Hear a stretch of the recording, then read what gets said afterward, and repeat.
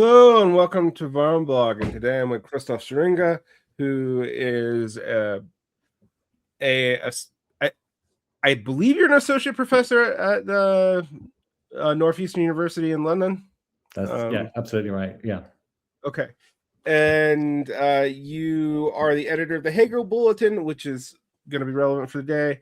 I know you from work you published, and then you left Review and Jacobin and Daniel Tutt's podcast, and also I first started reading you because of your critique of analytic philosophy, a critique that made friend of the show and my personal friend, but not really political ally, Ben Burgess, very angry. Um,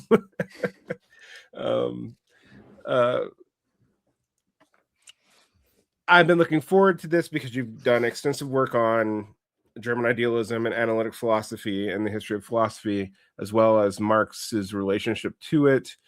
And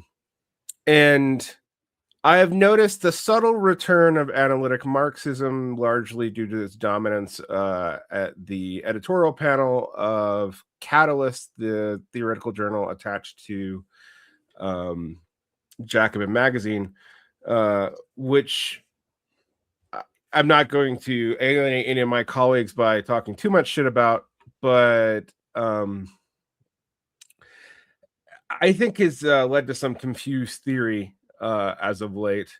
And also, interestingly, a lot of the current crop of analytic Marxists seem very disconnected from the larger analytic Marxist project, except for a love of G.A. Cohen. So they don't seem to cite Przewalski or Romer or any of that.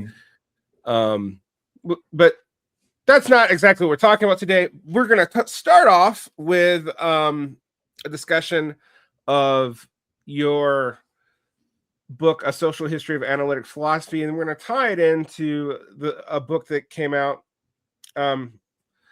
also very recently, Karl Marx and the Actualization of Philosophy.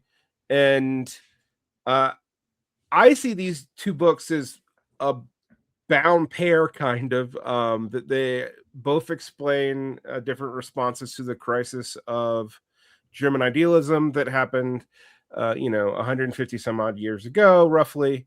But since they're published by different presses, they're not marketed that way. So I wanted to talk about them both and then tie them together. I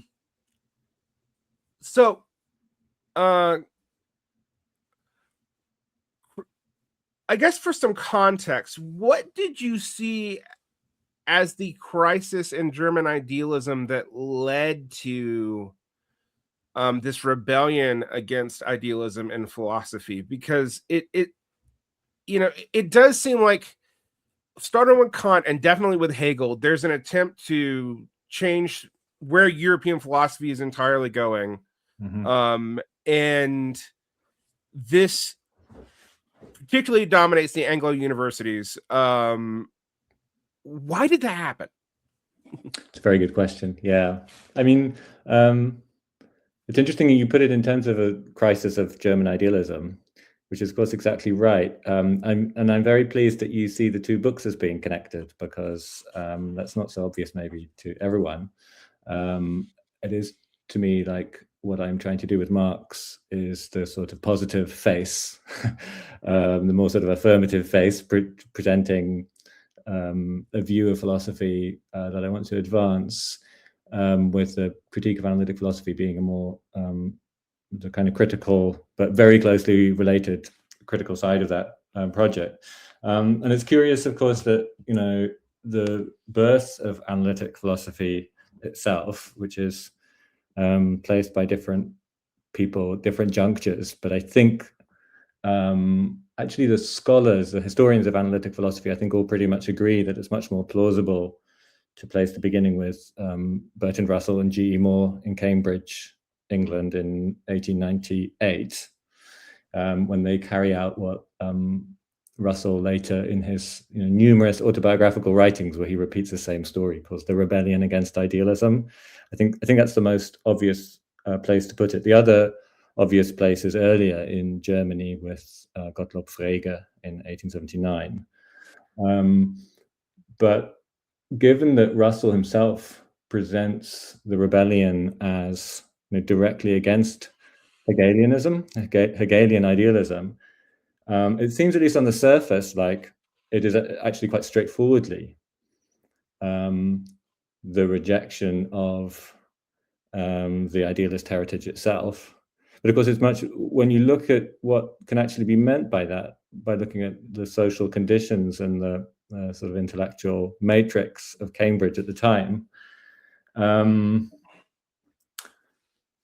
sort of peculiarities immediately come to the surface, because it's not the case. So, I mean, Hegel died in 1831, sort of at the height of his powers during the cholera epidemic that swept Berlin at that time.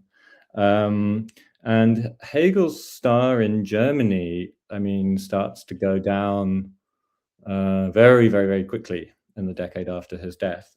You get the young Hegelians take Hegelianism in a particular direction. This is quite a radical, different direction. In Germany itself, there's enormous backlash against idealism. So you get, in the mid-century, the rise of materialist philosophy, which entirely displaces the Hegelian tradition. And you get a kind of science-worshipping kind of anti-philosophy attitude, becomes very widespread. So what Russell and Moore are thinking of, and what they're reacting against, is this very specific late 19th century British phenomenon.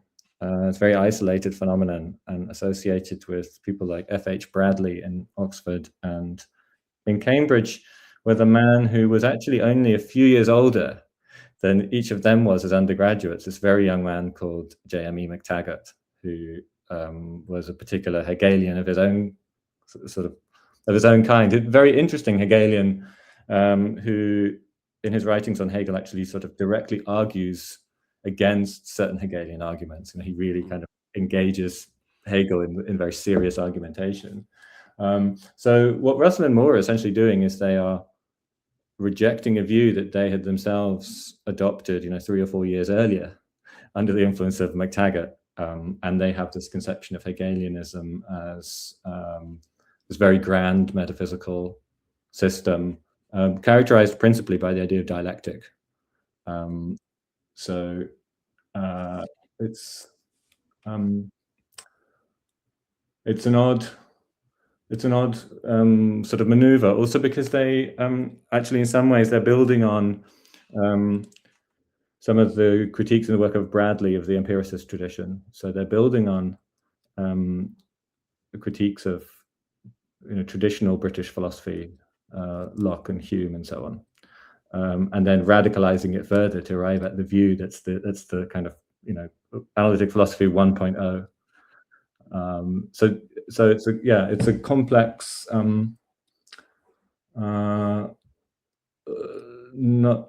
it's not a sort of straightforward rejection of what we would understand by German idealism, and it's not a straightforward rejection, as in it's certainly not a reversion to empiricism. I was thinking about this as my own studies in America, that this actually has a parallel process in like Charles Sanders' Peirce in the United States, who starts off as a Hegelian and maintains some core of Hegelianism, and when he starts inventing pragmaticism, I'm going to make sure that we are clear about that. It's not pragmatism, that's later. But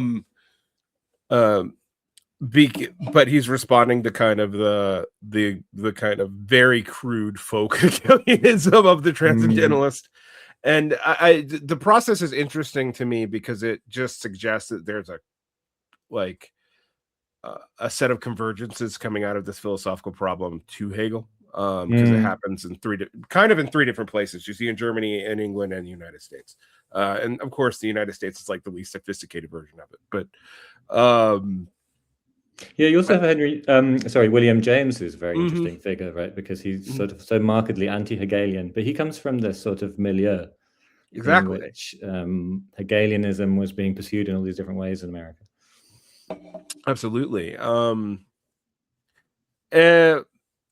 guess so. I wanted to ask you a little bit about the Bloomsbury group's like class situation, because the class situationists of philosophy is always interesting. I mean, Marxists, when we tend to be vulgar, we just dismiss it as bourgeois because it's the product of a bourgeois society. Of course, that also applies to Marxism, which becomes its own separate question. But I want to like, what do you have a feeling that there is that Moore and Russell's class situation was part of what was creating their perspective on this? Absolutely, in very different ways for each of them. Russell was from this, I think it's fair to say, unique background. He was from one of the most powerful aristocratic families in England. His grandfather had been twice Prime Minister under Queen Victoria, Lord John Russell. And he grew up having lost his parents, both of his parents by the age of 2, he grows up first with his grandparents, and then the thing gets more and more winnowed down. And as he writes in his autobiography, he mostly remembers his servants rather than anyone else as being involved in his childhood. And he was educated at home, surrounded by his grandfather's library, steeped in the English liberal political tradition. So Russell saw himself, I think it was quite natural for him to see himself as spawned by a particular kind of both social and intellectual milieu, whereas Moore was from a very well-to-do family that was that you characterized basically old bourgeois. It was they were the upper echelons of the English middle classes, and this gets played out in so Moore and Russell become friends very quickly. Russell arrives at Cambridge the year before Moore, and when Moore arrives, they have these societies, sort of secret societies. This society called the Apostles, of which all the elite people at Cambridge were members, and Alfred North Whitehead was the person who had interviewed Russell as a mathematics student, because he began in mathematics and had set him up with people from this society. And as soon as Moore arrives, Russell works to recruit him for the Apostles. At some point, they try to recruit Wittgenstein, which is a sort of predictably comical episode, because Wittgenstein does turn up, but it almost immediately decides it's beneath him in all sorts of ways to have anything to do with such people. But there's a sort of sense, I think, of uncomfortable social interplay between Moore and Russell. There's this episode where Moore becomes the sort of leader of, in a way, the sort of inner group within the Apostles, the most serious and intellectually incandescent of the Apostles, and organizes reading parties where they go away and spend time together and so on. And at some point, there's a question about whether Russell's invited or not, and Russell writes to Moore and says, I rather think I should be invited or something, and Moore says, well, if I'm honest, I'd rather that you didn't come. So that's kind of strange. So I think, in some sense, socially, to be understood, a standoff between them. I think the crucial thing is that Moore very quickly was able to take up the mantle of the prophet within the Apostles in a really remarkable way. So when he published Principia Ethica, which was his masterpiece in 1903, it was hailed by members of the Bloomsbury group. So the Bloomsbury group, to be understood, is very much continuous with the Apostles. The Apostles, of course, is all male, because Cambridge University is all male, except for the beginnings of women's colleges, which involve women being able to study for subjects, but they're actually not even able to take the degrees and so on. So this is very peripheral at this stage. But it's basically and women couldn't join the Apostles in any case. But the Bloomsbury group is essentially the Apostles plus people like Virginia Woolf, who were sort of part of this orbit and were women. And as soon as this book is published, it gets hailed by, I think Lytton Strachey called it the opening of a new heaven upon earth. And Virginia Woolf talked about the book that made us all so wise and good, and so on. It was really seen as completely revelatory. And it was something about the way in which Moore went about,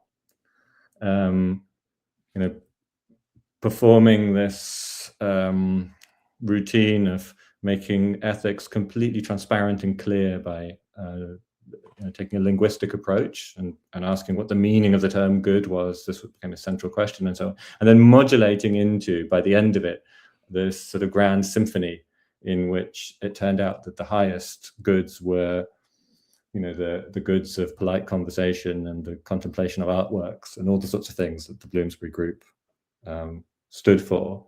So I think looking at the effect that Moore was able to have and the way in which he was regarded as, in some sense, the prophet of this group of people, artistic and cultural elite of Britain.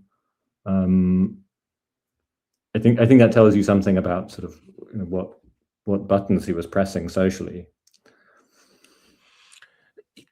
That element of it has always fascinated me because it's clear that this is a fairly elite, vaguely liberal project early on, but it's also interesting that, and more in particular, even to a lesser degree in Russell, that this turn to linguistic clarity is actually seen as a real moral advancement, which is not the way it's discussed after you get to logical positivism and neo-empiricism and all that. So it's interesting to think about this. One of the things that focus on language does, that I actually started studying analytic philosophy. I'll give you that as my background way long ago. I left that a long time ago, but is that it weirdly leads to a very ahistorical philosophy. I mean, like, most of the context is cut out for clarity, particularly, I mean, pretty even early on. I think this is something you see in analytic philosophy almost from moment one. This is a big theme in your book, but I want you to talk about why cut out the history. I mean, particularly since so many other forms of philosophy at this time and other, I mean, you have the development of the German historical school, you have Marxism, you have the late embers of Hegelianism, all of which are very historical. Even whatever Nietzsche's up to is very historical, but in its own weird way. But analytic philosophy moves decidedly against that. Do you think, like, what do you think that is about exactly? I think it's clearer in a sense in the case of the Vienna Circle and its predecessors, because the Vienna Circle really comes out of a turn towards what they started to call scientific philosophy, and a turn towards the kind of heavily empiricistic conception of philosophy that begins really in the 1890s in Vienna. So same sort of period as Russell and Moore begin their version of analytic philosophy. I think it's easier to talk about that because it's starker, I think, what happens in terms of how it's expressed, but also the cultural context of Vienna helps a lot because there are so many other manifestations of the same thing, which is this felt need to perform an extreme break with the past. So the kind of cutting away of everything to do with Habsburg, Austria, Germany, the kind of the culture of ornament and decadence and so on that we know so well from Viennese modernism, both the kind of artworks that people produced and the things that they said about them, and satirical writers like Karl Kraus and so on. We have this whole sort of body of cultural sedimentation from which we can see that. So there's a wonderful book on Fin de siècle of Vienna by the historian Karl Schorsky, where he says that the Viennese wanted to perform, in some sense, the ultimate Oedipal revolt. Right? They wanted to reject the parentage but they didn't just want to reject, the parents that they happen to have, but they wanted to reject, the very idea of having parents at all, being sort of, this is one way of understanding modernism, right? Was to be just completely self-generated, and by being self-generated, you detach yourself from all historical roots.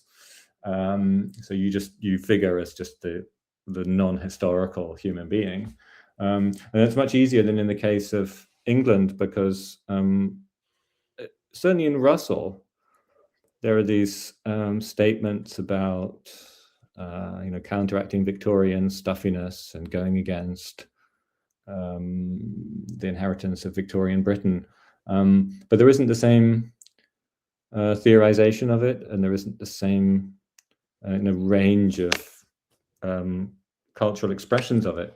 But I guess that there is a sense across Europe, and I'm including Britain in Europe, a sort of sense of impending cultural crisis that you get at the end of the 19th century, and as we move into the 20th century, that made it seem natural to those who thought of themselves as intellectually innovative to want to detach themselves from the past and see themselves as the upholders of a new order that was no longer going to be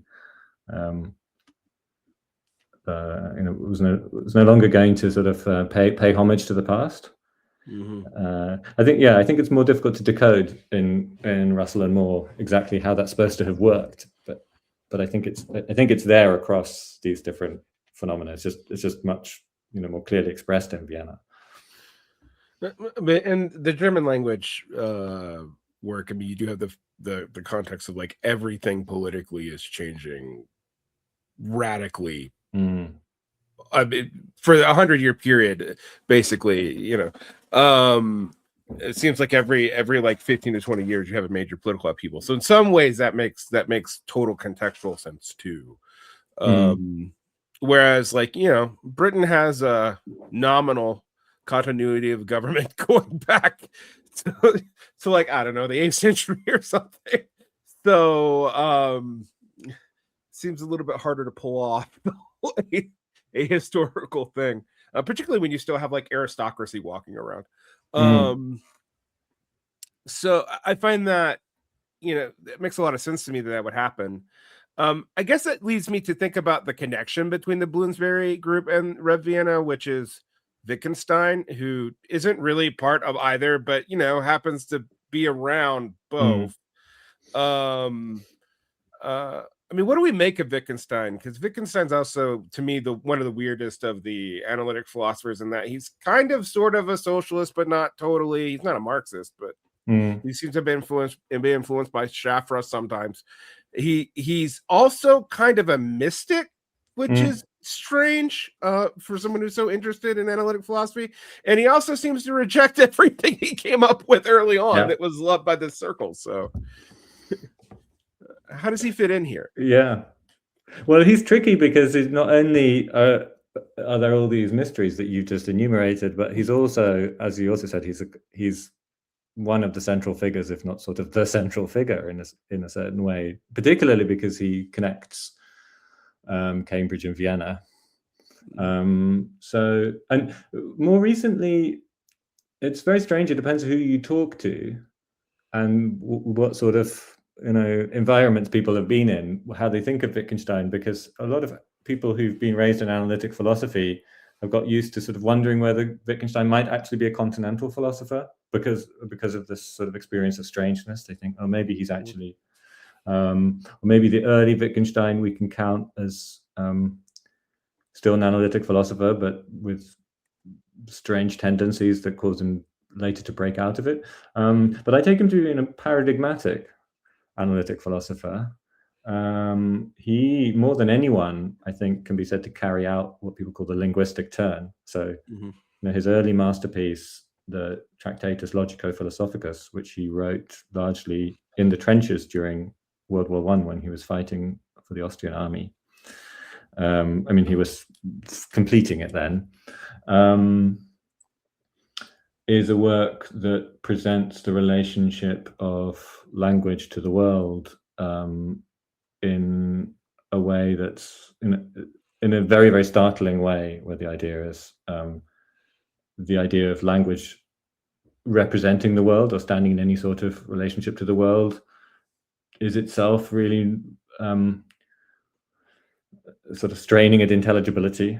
So we must think of language as a sort of transparent medium. And this makes sense of the idea of a linguistic turn and sense of philosophy really becoming in trying to be an exploration of the world, it becomes a linguistic kind of exploration, because language is this medium. It's the only medium through which we could do it, and it's language that affords us the clarity that we need, and so on. I couldn't think of anything more analytic philosophy than that. But his relationship with Vienna is very curious, because the Vienna Circle, which begins in 1924, begins to meet in 1924, is known at that time as the Schlick Circle, because it's convened by a guy called Moritz Schlick, who's an interesting figure because he sort of holds the circle together. He's politically quite sort of neutralist, so he's relatively right-wing.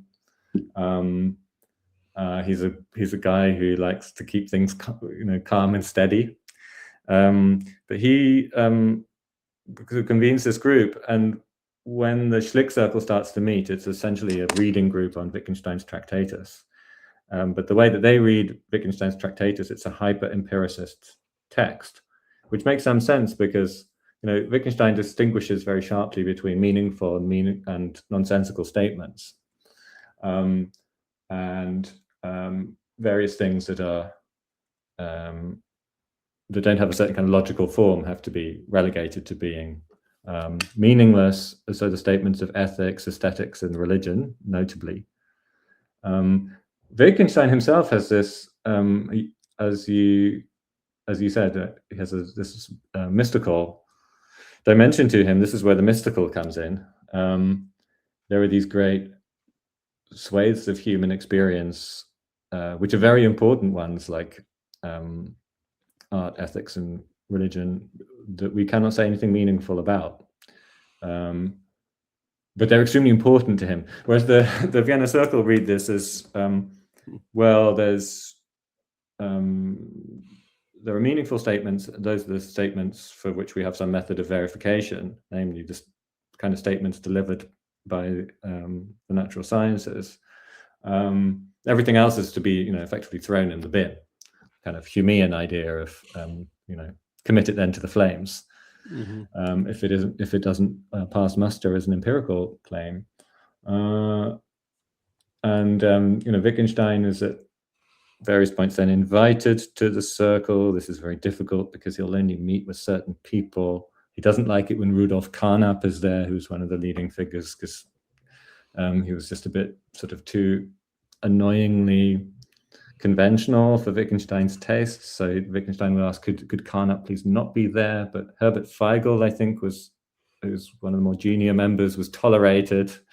Wittgenstein tried to explain to them that this empiricism was the most hateful thing that he'd ever basically had to endure. And then he goes off later. Then, of course, he's in the meantime he's abandoned philosophy, because he says in the Tractatus that all the problems of philosophy are solved in this work, and he becomes a school teacher and a gardener and various other kinds of things. He helps to build a house for his sister in Vienna, so he does some architecture. Then he decides at some point, largely for political reasons, I think, he starts to think it's good to have some sort of secure job. And as an Austrian Jew, it seems like Britain's a good place. So he inquires whether there are any positions at Cambridge. And there is a position, so it's given to him. Then G.E. Moore at some point resigns, and there's an election process. So some of the most prominent philosophers of the day apply for it, but there's very little discussion, because it's thought that denying Wittgenstein the chair in philosophy would be like denying Einstein a chair in physics. That's a statement by somebody who was very anti-Wittgensteinian at the time, said that. He spent this period sort of roving around Europe, spending time with some of his former students in Ireland, and at some point he goes to the Soviet Union. But I think this foray of Wittgenstein to the Soviet Union is very widely misunderstood in a quite tendentious way. Namely, it's thought that, well, there must have been something quite sort of left about him if he went to the Soviet Union. But Wittgenstein had this idea that he would go to the Soviet Union and he would, because he would do honest work there, he would do manual work, so he would sweep the streets or something like this, which is an idea I think he got largely from reading Tolstoy. You know, the late Tolstoy, who's the guy who abandoned his family and died at a railway crossing, so, by whom Wittgenstein was immensely impressed, and he thought, well, I'll go to this place, Russia, where someone like Tolstoy is from, and I will do this thing. He goes to the job agency and speaks to the clerk there, who offers him various positions, but there's a professorship of philosophy at the University of Kazan, and he won't have that. And and then various other professorships of philosophy, and he says, I don't want to do that. That's not a reputable way to employ your time. I want to sweep the streets. And she says to him, I'm really sorry, Professor Wittgenstein, but the only thing you're qualified for is these philosophy professorships. So he goes back, very disappointed. My sense is in general that Wittgenstein really wasn't a leftist of any kind. I mean, he's obviously a very complex, ambiguous figure, and it's true that he had these discussions with Piero Sraffa, who is heterodox economist, who himself I think has a complex relationship to Marx, but certainly someone on the left. But these discussions have a very particular kind of meaning, I think, for Wittgenstein. In general, the sort of people that he was really impressed by were people like Oswald Spengler and really, really reactionary writers. He told his students to read Otto Weininger, who was this very compromised figure on the Austrian scene, famous for a book called Sex and Character, which was extremely misogynistic and extremely anti-Semitic, written by somebody who was himself a Jewish homosexual who then committed suicide. So very complicated business, but a very very much one of the sort of classics of some kind of Austrian right-wing literature. So, yeah, there's much more to say, of course, but yeah, I mean, when I first read Lukács writing on Wittgenstein, I thought he was profoundly unfair and Destruction of Reasons, how we get that text. But whenever I read Wittgenstein's biography, I'm like, I don't know, maybe it was pretty irrational after all.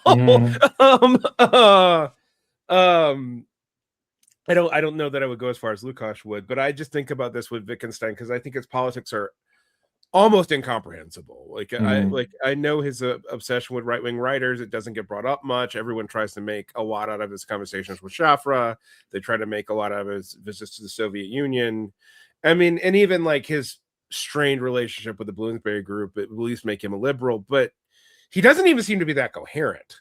Like, it's like, I wouldn't necessarily know that I call him a reactionary either. I'm like, no, he just doesn't make any sense. No, he's very odd in this kind of domain. I recently reread for some reason this lecture on ethics that he gave, which is a very short text, and it's sort of revered in some quarters. But what seems to come out to me is that Wittgenstein just didn't have very much to say about questions of how to live, or let alone how to organize anything politically. He had these sort of strangely mystical precepts about his own ability to know the right sorts of things in these areas, and it's just, it's not a place I would go for any sort of ethical or social thought.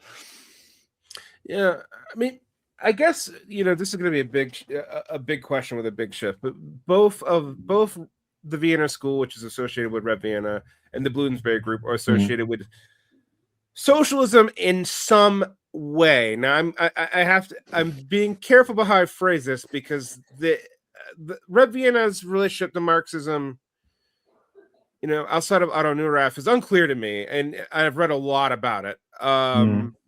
And the Bloomsbury group, Fabian socialism seems very elite, very liberal. And I mean, they were almost looking for something like John Maynard Keynes to emerge. So they didn't have to be Marxist. I mean, I know that's really psychologizing them in an almost unfair way, but it does seem like as soon as they could get off the socialism train for something other than laissez-faire capitalism and also Marxism, they did. But what do you make of the politics of these early analytic philosophers in both groups? And because another part of your book is that all gets erased in the 50s. So go ahead. Yeah. Well, Russell's an interesting case because he goes to Berlin in the 1890s, I guess. He goes, so I think he goes on a trip. He goes on honeymoon with his first wife, Alice, to the Netherlands, and then I think they go to Germany for a bit. She was from a Quaker background, and she was a feminist. She had feminist commitments, and she was really the driver for him, or for the two of them, to go and spend time with members of the Social Democrat Party in Berlin, and this caused some kind of apparently fracas with the Russell family. They were hanging out with such people. But as a result of that, he did meet the leading figures. And if you were someone like Russell, you just went to meet the leading people. There's no doubt about that. Later, when he went to the Soviet Union, he just arranged an interview with Lenin, because Lenin was obviously the most interesting person to speak to in the Soviet Union. And Russell's first book is on German social democracy. And it's quite interesting because he does have quite a good grasp of what they were talking about, and it's more considered than you might think. And then it ends on this sort of slightly wishy-washy, well, liberalism is probably the best thing in the end kind of note.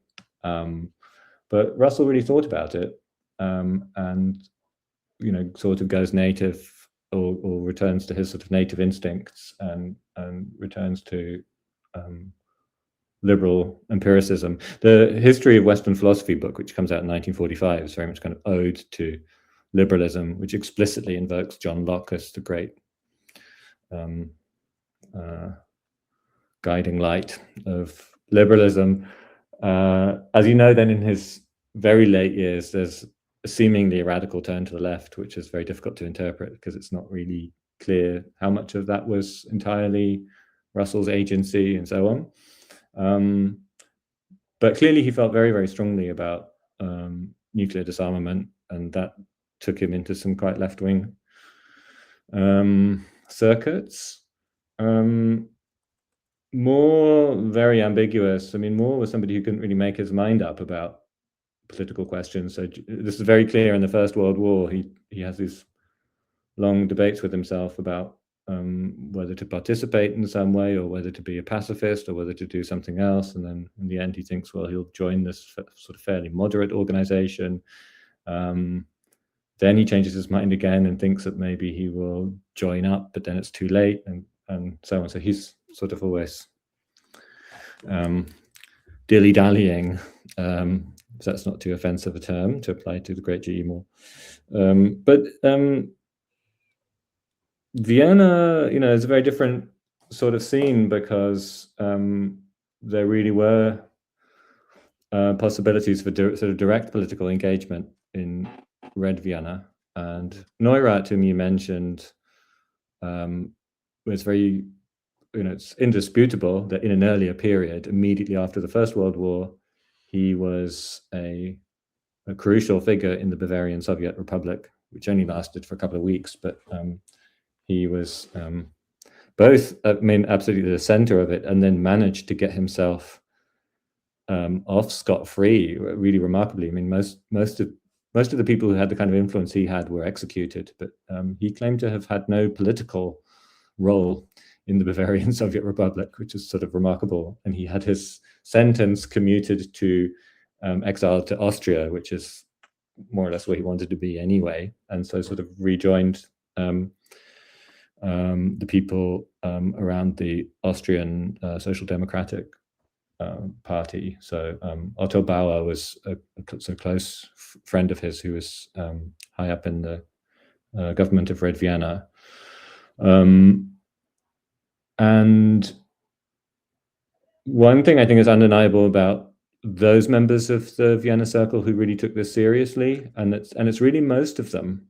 So certainly Neurath, Hans Hahn, Philipp Frank, Herbert Feigl, a whole host of them, but were very committed to the project of universal education, which was part of the sort of vision of the Unity of Science program. And they put in enormous numbers of hours of adult education, each of them.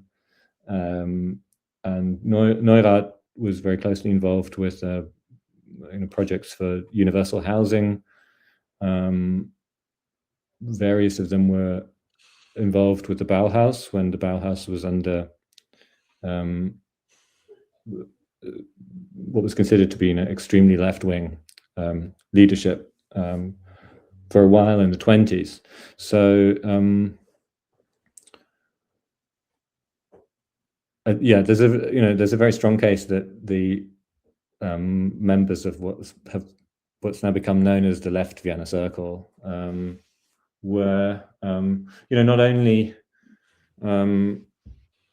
signed up to what we might call Austro-Marxism, this sort of version of Marxism that existed in Red Vienna, but were deeply involved with actual political projects on the ground.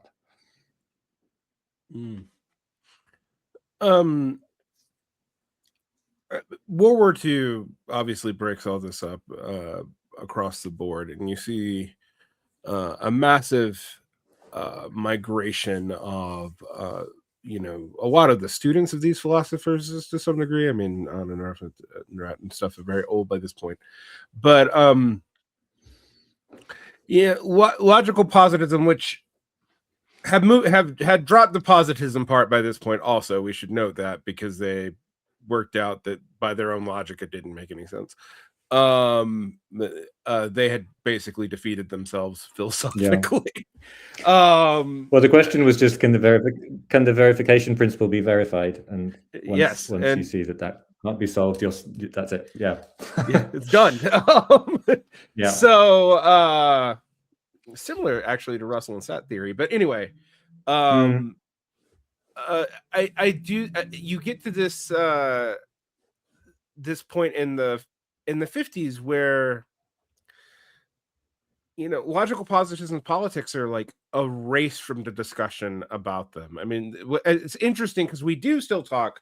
Like when I was taught this stuff as an undergrad in the early aughts, so 20 years ago, we still talked about the Bloomsbury Group's politics. We did not talk about the logical positivist politics at all. It was never mentioned. I learned about it significantly later. That's really interesting to me that you talked about the Bloomsbury Group's politics, because I did my undergraduate in Cambridge, and it was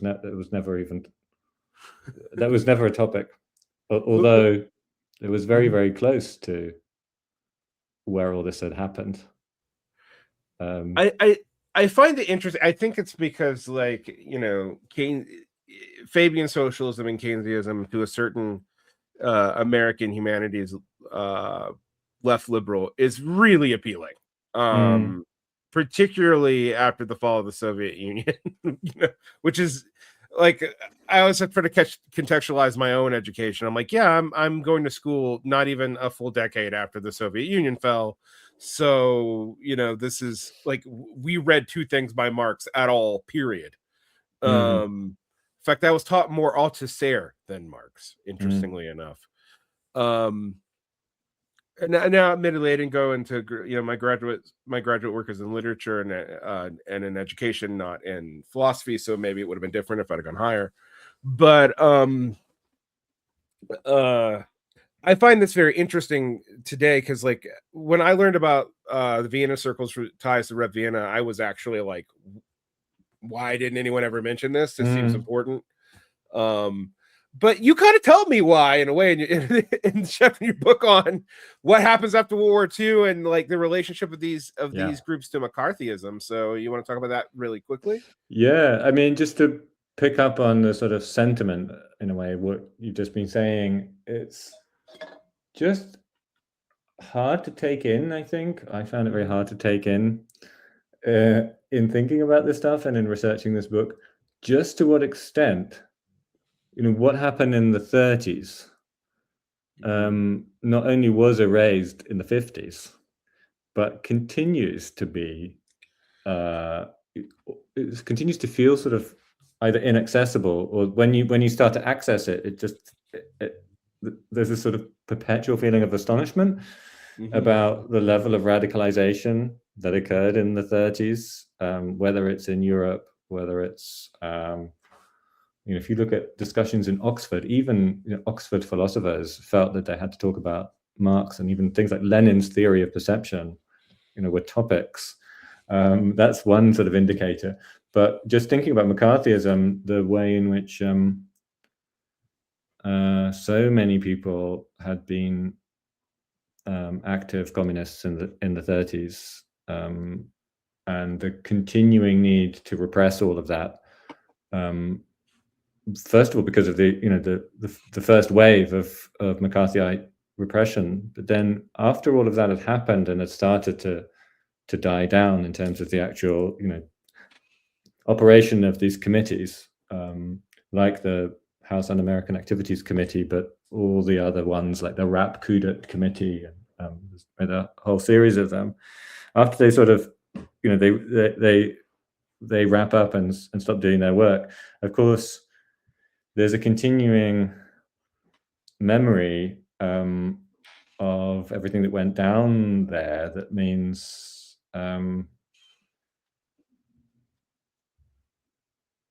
there's there are all these things that can't be talked about that happened in that period, that mean that basically it's not until the people who were directly involved, in particular some of the Red Hunters, have died, that we could even really talk about what happened in that period, because the shadow of McCarthyism is so incredibly long. It's sort of difficult to take in, I think. And I mean, one way to look at it is just to juxtapose what we were just talking about. Red Vienna,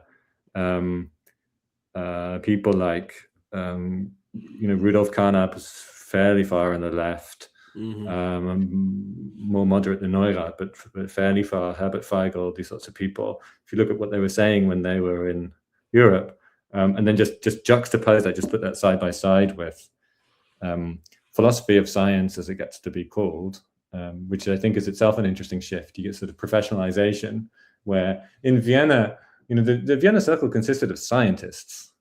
Moritz Schlick did his PhD under a guy called Max Planck, and it was on some arcane topic in physics. And Neurath was a sociologist, Hans Hahn was a mathematician, etc., etc., etc. These are people who were practicing scientists who had sort of got together in order to talk about the respective foundations of their sciences and the way in which they were connected. In the 50s in America, you get philosophy of science, which is something done in special departments, and it becomes this professionalized activity. And the people doing this, many of them European emigres, no longer say anything about the social dimension of the Vienna project. In Vienna, they published this thing that's become known as the Manifesto of the Vienna Circle, I think 1928,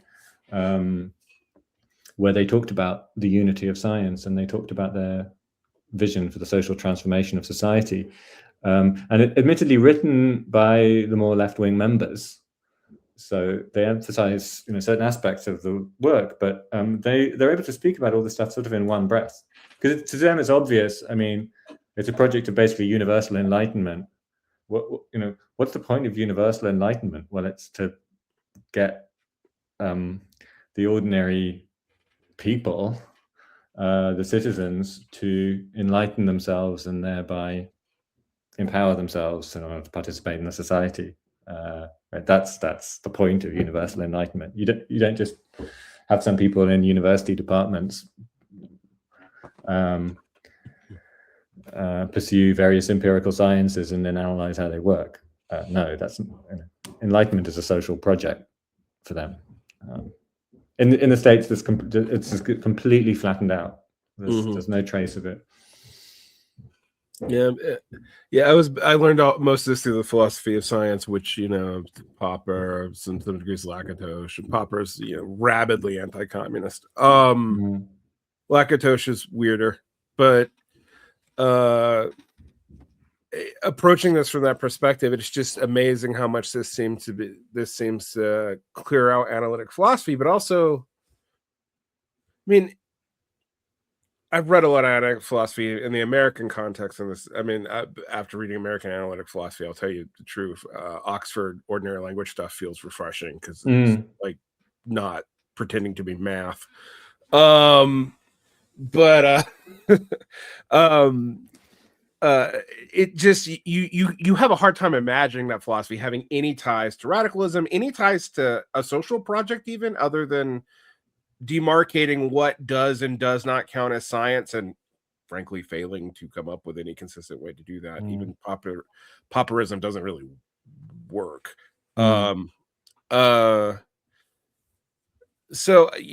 it also seems interesting to me because it makes philosophy a really a discipline that seems completely remote, at least in America, from like everyday life almost entirely. And that's you really kind of remarkable. But that's Go ahead. really remarkable, in particular in the American case, because I don't know to what extent you experience this in this way as somebody that's in the States. But from this side of the Atlantic, the more I learned about what philosophy in the States was like before the Second World War, the more I realized just how different the culture was in the United States from Europe. Because in America, it was considered clear and even obvious that philosophers had this role to play in public life. I mean, people like John Dewey, maybe the most prominent example, but so many. And so there's this really big transformation in how philosophy is understood as an entity, from the pre-Second World War to the post-Second World War period in the States, where you get this extreme professionalization.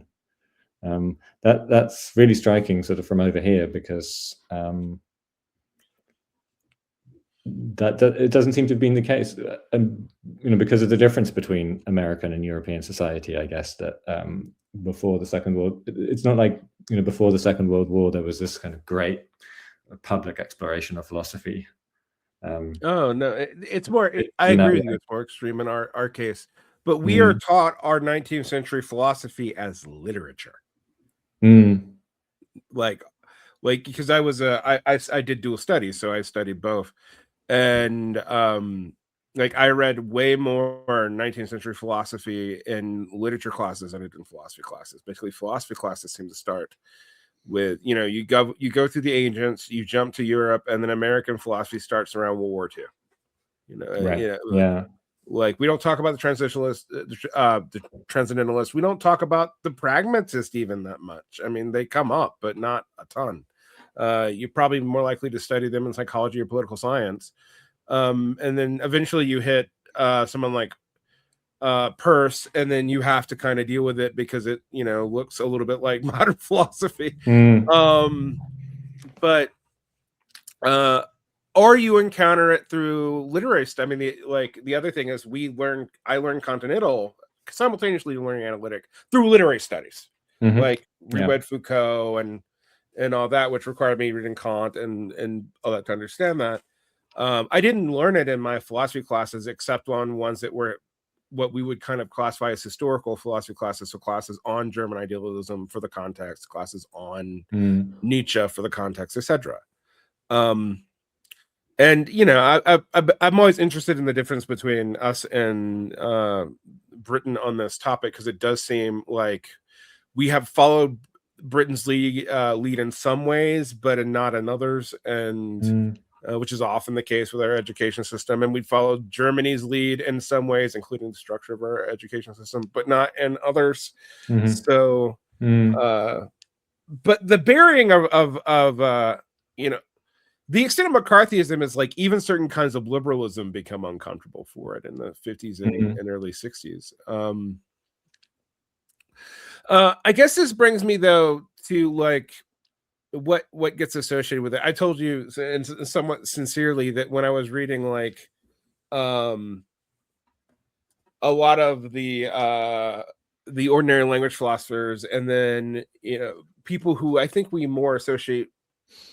don't actually in America associate strongly with philosophy, which is the women around that. Like we associate Philippa Foot with philosophy for the return of virtue ethics, and Elizabeth Alcon's seen as important. Mary Midgley's almost read as a sociological or anthropological figure. But I wanted to talk about that because both in America and in Britain, it seems like analytic philosophy dominates the institutions of philosophy and becomes very removed, but also they have kind of different paths. I wanted to talk to you about that a little bit before we kind of backtrack it back to the good old classics of German idealism. But how do you see the Oxford philosophers in context of McCarthyism and the Cold War, and how are they affected with it since they're across the ocean? Yeah, so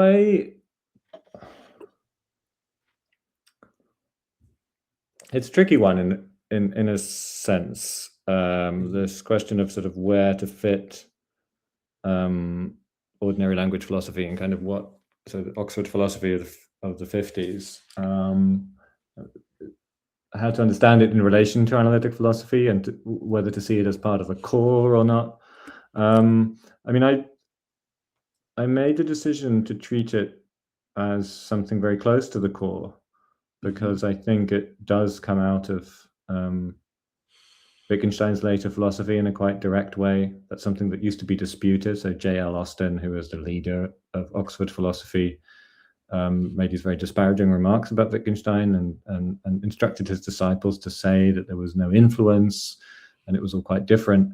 But there's that direct influence, and there's also the way in which it's, again, highly linguistic. It's all about the meanings of terms. It's very continuous with someone like G.E. Moore in that way.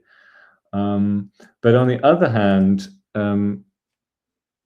I do have the feeling, which I think I share a bit with you, which is that much of what happens in that area, and also what's happening now, so now we have people who are either analytic philosophers or maybe a little bit on the fringes of analytic philosophy, who are sort of seeking to revive some of that tradition, ordinary language tradition, through figures like Stanley Cavell and Cora Diamond. So I'm thinking of people like Alice Crary at the New School and various people like that.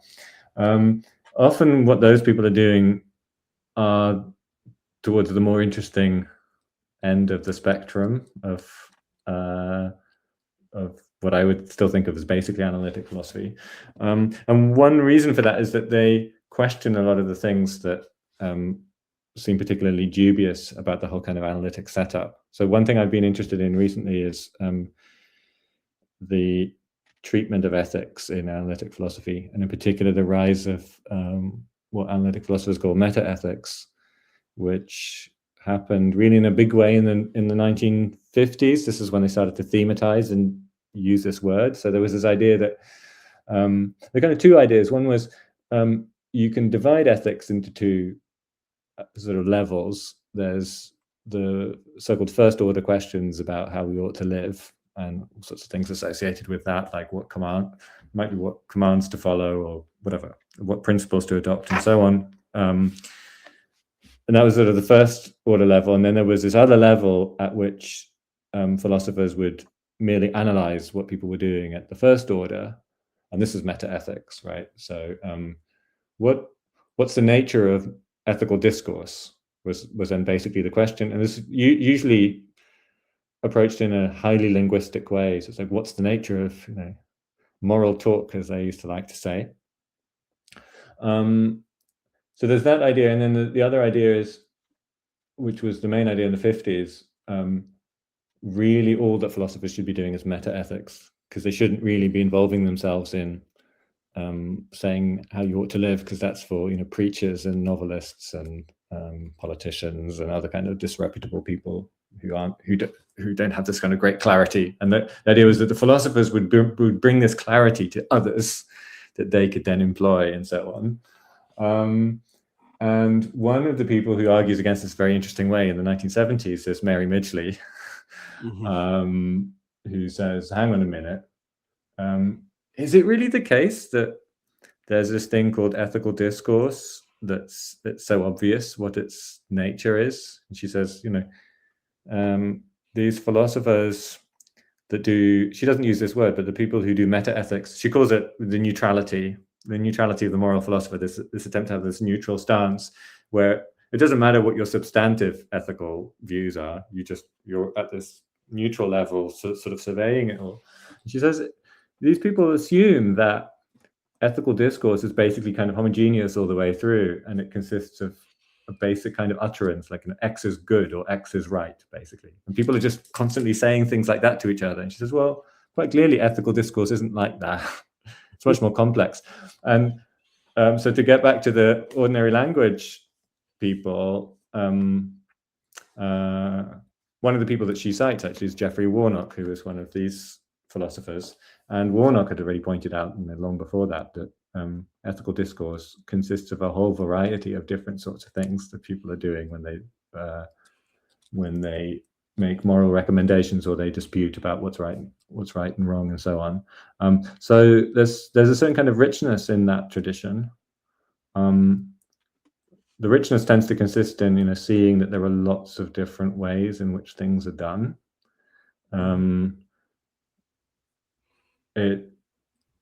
I think certainly in the work of, neither in the work of Wittgenstein as a sort of progenitor of this later Wittgenstein, nor J.L. Austin do you get much of a sense of what are you to do with this profusion.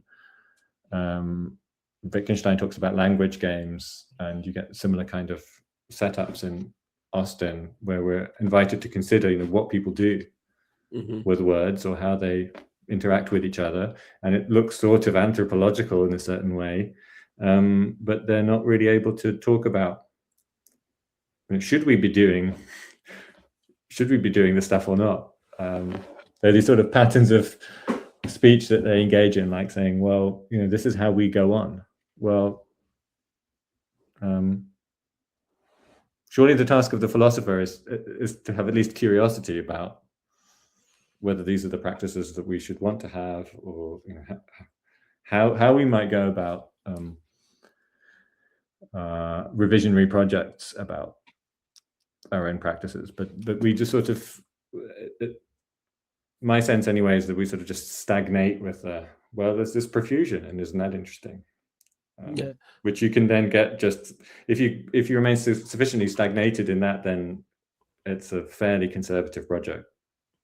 Right. I mean, it replicates the Hume is ought problem to such an absurd degree that it's hard to make a normative judgment about anything. And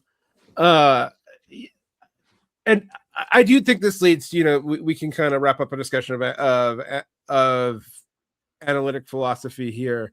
But it leads to the crisis that you see right now, where you had experimental philosophy, and which overlapped a lot with experimental psychology, and even by their own standards. I mean, this is the thing that keeps on happening in analytic philosophy. I brought it up earlier, but even by applying their own standards to themselves, these projects start to have major foundational issues. Replicability and experimental philosophy, which seems to come out of this natural language stuff. It's like, okay, so we don't know as much about this as it seems like we do. Applying these norms to themselves, in the case of earlier positivism, and to a lesser degree early analytic philosophy around the Bloomsbury group, set theory kind of eats itself, etc., etc., etc. I think this is interesting because I get the feeling that this is experienced very differently between the two continents. Like in America, we have like the crisis of experimental philosophy seems to be tied to the crisis of replicational psychology.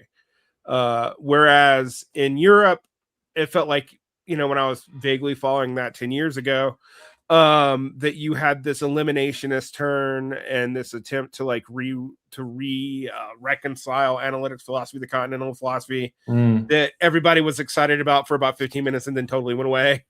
So I wanted to ask you about, the social history seems to indicate that analytic philosophy has some kind of major self-limitation that it cannot seem to overcome in its various varieties. And yet it also, to be vulgar and a little bit blunt, doesn't fucking go away. So, why do you think that is? Well, that's ideology for you, isn't it? I mean, that's the short answer. Fair enough.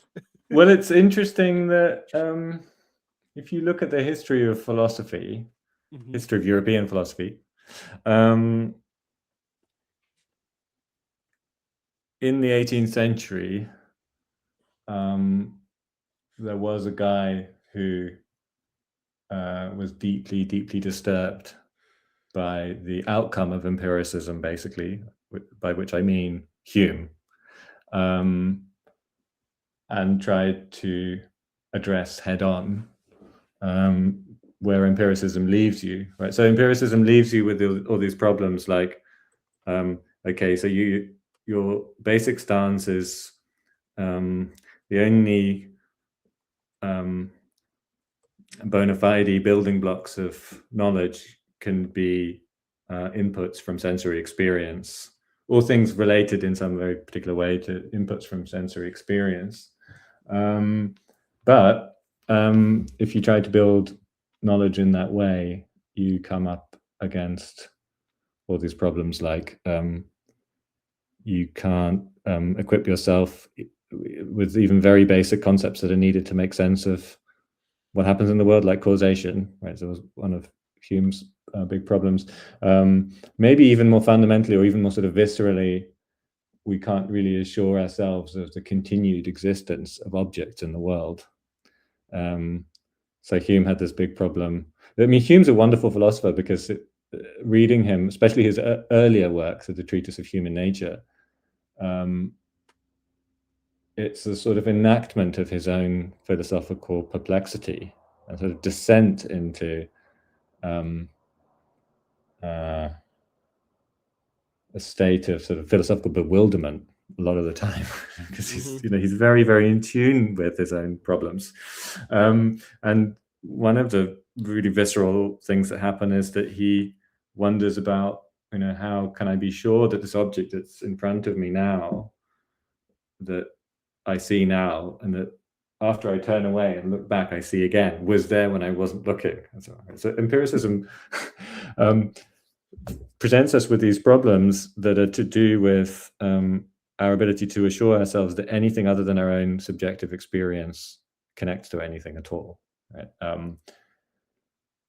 And there's also a problem about how to connect it to logic, which the logical positivists try to solve by means of fancy new logical set of techniques that have been developed at the end of the 19th century.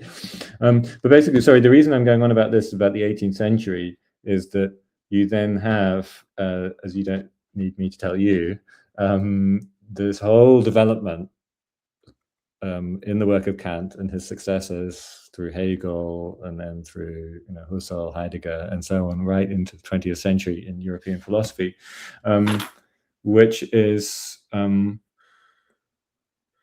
whose purpose it is to grapple with the problem of empiricism, and which is the very thing that analytic philosophy at its inception shuts down, right? So there's this idea that, Kant is much more acceptable to analytic philosophers than Hegel is, or Hegel was, until there was a way of, as the term until used to be, Brandom tried to analyticize it. Yeah, yeah, exactly. So, and domestication was the word that was used, right, back in the day, to make Hegel fit for consumption by American and British and other kinds of analytic philosophers. And that was very much thematized. It's still in sort of 1945, you'll see British analytic philosophers certainly talking about the chasm, as they call it, between Hume and Russell. There was this great period in which all these weird, nefarious things happened, and Russell and Moore were reconnecting themselves, which is odd, given what I said before about how Russell and Moore were in some way building on an anti-empiricist project at first, before then sort of slipping back into empiricism themselves. But sorry, I've lost sight of your question now, but I felt that this was, we needed to go through this route of, route back to the 18th century to see that German idealism, it's not accidental that German idealism is the thing that analytic philosophy tries to circumvent. Right. Oh, the question was right about the ever reasserting themselves limits. It both right? seems to fail and reassert itself constantly. Yeah. Like when I talk about continental philosophical movements, they seem to often have distinct endings. Like we run like deconstruction, we can talk about from here to here. Like, maybe somebody's still going to try to revive it, but in general, we it kind of died when I was in college, actually. Whereas when I talk about analytic philosophy, people would even look at you like very strangely when you talk about it dying, because they make it sound like, oh no, but this is what we've been doing all the way back to Aristotle. I'm like, Aristotle's analytics is not analytic philosophy, even if there is some, continuity in the concept of logic. They are very different things. And even stuff, I think we've seen this. I think about someone who really worked on this problem, like in America, the Italian-American philosopher Massimo Pagliucci, who like just jumped ship and started talking about Stoicism. I've seen a lot of that. Like people just like, you know what?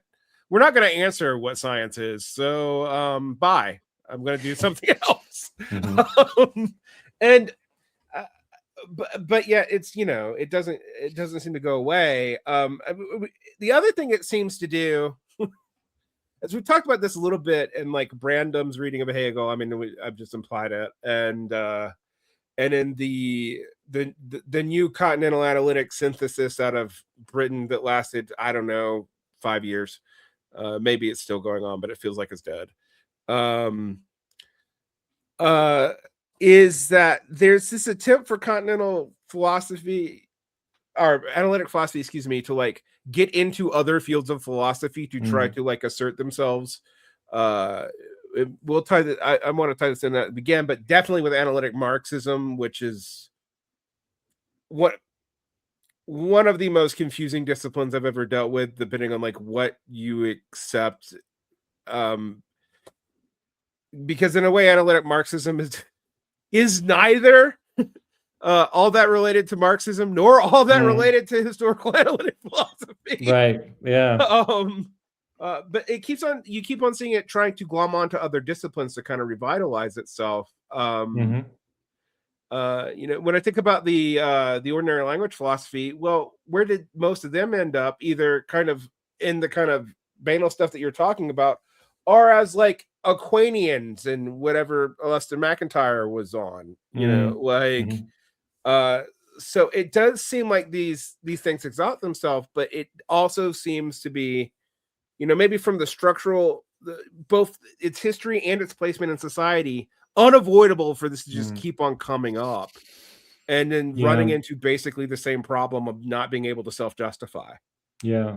Well, I suppose one driver, this is maybe kind of overly obvious observation, but one driver is that there is a sort of fit between, the production of academic material and sort of academic industrial complex in the form of journal articles of a certain kind that are supposed to be published in journals that have a certain kind of prestige and so on, and the imperatives of analytic philosophy. So you could see, once we started to get analytic Heidegger and analytic Nietzsche and analytic Sartre and analytic just about anything, analytic feminism, analytic post-colonial theory, basically what you were getting was the sort of moving of analytic philosophers into these territories in order to sort of repackage the materials in a way that made them fit for analytic consumption. And part of what fit for analytic consumption means, I guess, is saying things in relatively short clipped sentences with the repetition of semantic units across the page. One of the first things that you learn when you write an analytic philosophy essay is keep repeating the same word. I actually got quite good reasons for this. It's not a terrible practice because, as opposed to where they tell you vary the word, of course, when you vary the word, it's much more difficult to keep track of the very precise semantic unit that you want to keep tracking. But we live in a society in which things are set up to favor a certain kind of production of a certain kind of product. And it's connected with the sort of way of thinking that's favored. And that's not accidental because, analytic philosophy has these cousins like neoclassical economics. One of its cousins now dead is behaviorism in psychology, but it was very clearly for a long time clearly connected to that. Where the idea is, we deal in sort of little units of content, and we're very interested in delineating those units, drawing clear lines around them, and then looking at the patterns of inference between them, and they're all to be manipulated as these sort of little. It's almost a sort of like little Lego blocks that we put together in certain ways. This is a conception both of what the world is like and what the world is that the autonomous liberal subject then is faced with. Because the autonomous liberal subject has it all foisted on herself that she's to, make sense of this in whatever way she pleases. Because there's to be no pressure put on any liberal subject in terms of how she's to conduct her life, because all the ways of life are to be encouraged. Let them choose. But the world is this sort of big container of all these little bits, like this big box of Lego, and we can put the bits together in the right sorts of ways. And that's what a journal article of a certain kind looks like. You've got your claim, and then you've got your way of building up to your claim, and all of this happens in quite a small space. It happens at about 10,000 words. It's not really connected to anything outside it except what can be put into a reference. And so we've got a kind of culture that promotes the sorts of things that analytic philosophy is very conducive to. Just in that way. Animization, emotivism, to steal a term from Lester McIntyre again. Although he uses it almost as a conspiracy theory, but that's not here nor there. You see this whole way in which the individual subject doesn't have to contextualize themselves, and also then doesn't have to have any normative commitments. And when analytic philosophers seem to want to do something normative, they're just not analytic philosophers anymore. It's almost like definitional. I mean, we can talk about some exceptions after we talk about Marx, but in general, that's where it seems to go. Like I said, I think about Lester McIntyre and Philippa Foot, and they're both kind of out, eventually. Mary Midgley, kind of, we're just gonna move her over here to this other field of study. And that seems to happen significantly, particularly after the 1950s. I think this dramatic rupture of McCarthyism, and that your book points out, is really significant. But I also think you're right that in some ways analytic philosophy is an operative ideology. Like it is whether it intends to be or not. And I think you're fair in saying early on it probably doesn't intend to be, but it is both methodologically individualistic and ahistorical, and like at a fundamental level. And the focused on logic can seem that way. And I think another thing is it can seem like this is what philosophy always was, because you can look at like the Analytics by Aristotle and think that this goes all the way back to that, but you basically have to excise whole parts of most philosophers before the 19th century corpus for that to work. You just have to we only study this. Yeah. Well, you have to read them in a very particular way. I mean, they used to be, it's much less popular now. And, it's important, I guess, for me to acknowledge that the field is more complex and variegated now in various ways. So it's also true that when you raised the point about earlier analytic philosophers thinking of themselves as not committed to the ideology of liberalism and empiricism, but something else, that's true. Of course, there are many now as well that think of themselves as not so committed. I think they are, nonetheless, because of the various blind spots that have to be there in order for them to be doing analytic philosophy at all. But sorry, I've forgotten what I was going to say now. What was the last thing that you? Oh, I think I was talking about how if you get too into normative commitments at analytic philosophy, you almost get kicked out of the grouping. I would agree with you that like today, that's a little bit less common, partly because, if I'm honest, I think funding and departments are driving some of this. I always talk about this in like neo-Kantianism in Germany in the 19th century, because I'm like, yeah, that's just as much about what Bismarck's willing to pay for as it is about what's actually going on. So I think that's interesting to me. I also think, Karl Marx is back in a big way. Everyone's talked about it, blah blah blah. Yeah. But I do. I was, academically, I was kind of interested in this attempt where like continental and analytic philosophy were going to try to engage with each other again, but then it just felt like it was on both sides. Actually, I could talk about this with Alain Badiou too, where I feel like it's reappropriations of concepts from it, but are completely removed and decontextualized. Like Badiou's set theory to me has like absolutely very little to do with what Russell was up to. And Brandam's Hegel seems cool as Brandam's Hegel, but I have no idea what it has to do with Hegel. Which I know is unfair. I actually like Brandam's work, but it just feels like it's reappropriating it for a different project. I guess this brings us back though to like a key question on why I see your two books as similar, and we've been going for a while now. But your book about Marx is about the actualization of philosophy, which is like philosophy in some ways more closely akin to what the ancient Greeks meant by it, which is something that you actually applied as a social project and lived as a social project. As we've discussed, analytic philosophy just can't seem to be able to do that. And if you try to do it, you move into a different category almost definitionally. But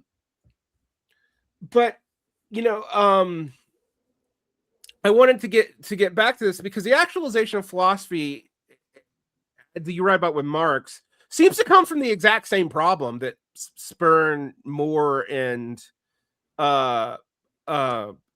Russell, although slightly later, but only slightly. I think it's interesting and important to like remind people that Karl Marx's anti-philosophy, if you're going to take that category, and both a lot of analytics and a lot of Marxists do, and actually Badiou and some other continental philosophers do, is people read it as just a negation of philosophy. And I think it's important to point out that doesn't even make that much sense from the Hegelian methodology that Marx was working from. So I wanted to come back to that question for a second, and maybe we can chart this as a parallel course. What is Marx responding to in the same kind of crisis of German idealism, and what is he attempting to do with philosophy that so many people take as just saying that it's irrelevant or needless now, which you very clearly argue that's not what he means. Yeah, so the immediate crisis is the crisis that really all of the young Hegelians experience in the face of the death of Hegel. I mean, there's the event of Hegel actually dying, and there's more widely the event of Hegel having produced this seemingly complete philosophical system, which is completely sort of self-sealed, completely consummate system. And then there seems to be this question of, well, what do we do now in relation to this intellectual project that seems to be complete? And they see it as being analogous to the situation that the post-Aristotelians were in. So, because Aristotle, in a similar way, sort of seemed to have provided for everything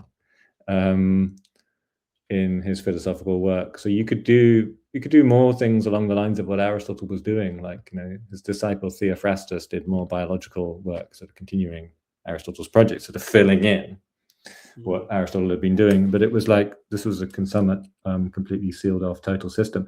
And in some of Marx's very earliest philosophical writings, which are partly notebooks on ancient Greek philosophy, and partly his PhD dissertation, which was also on ancient Greek philosophy, he starts to speak of this issue of what's now to be done if philosophy is apparently complete, as the question of the realization or the actualization of philosophy. And he uses these phrases like philosophy must now enter the world, which are evidently metaphorical.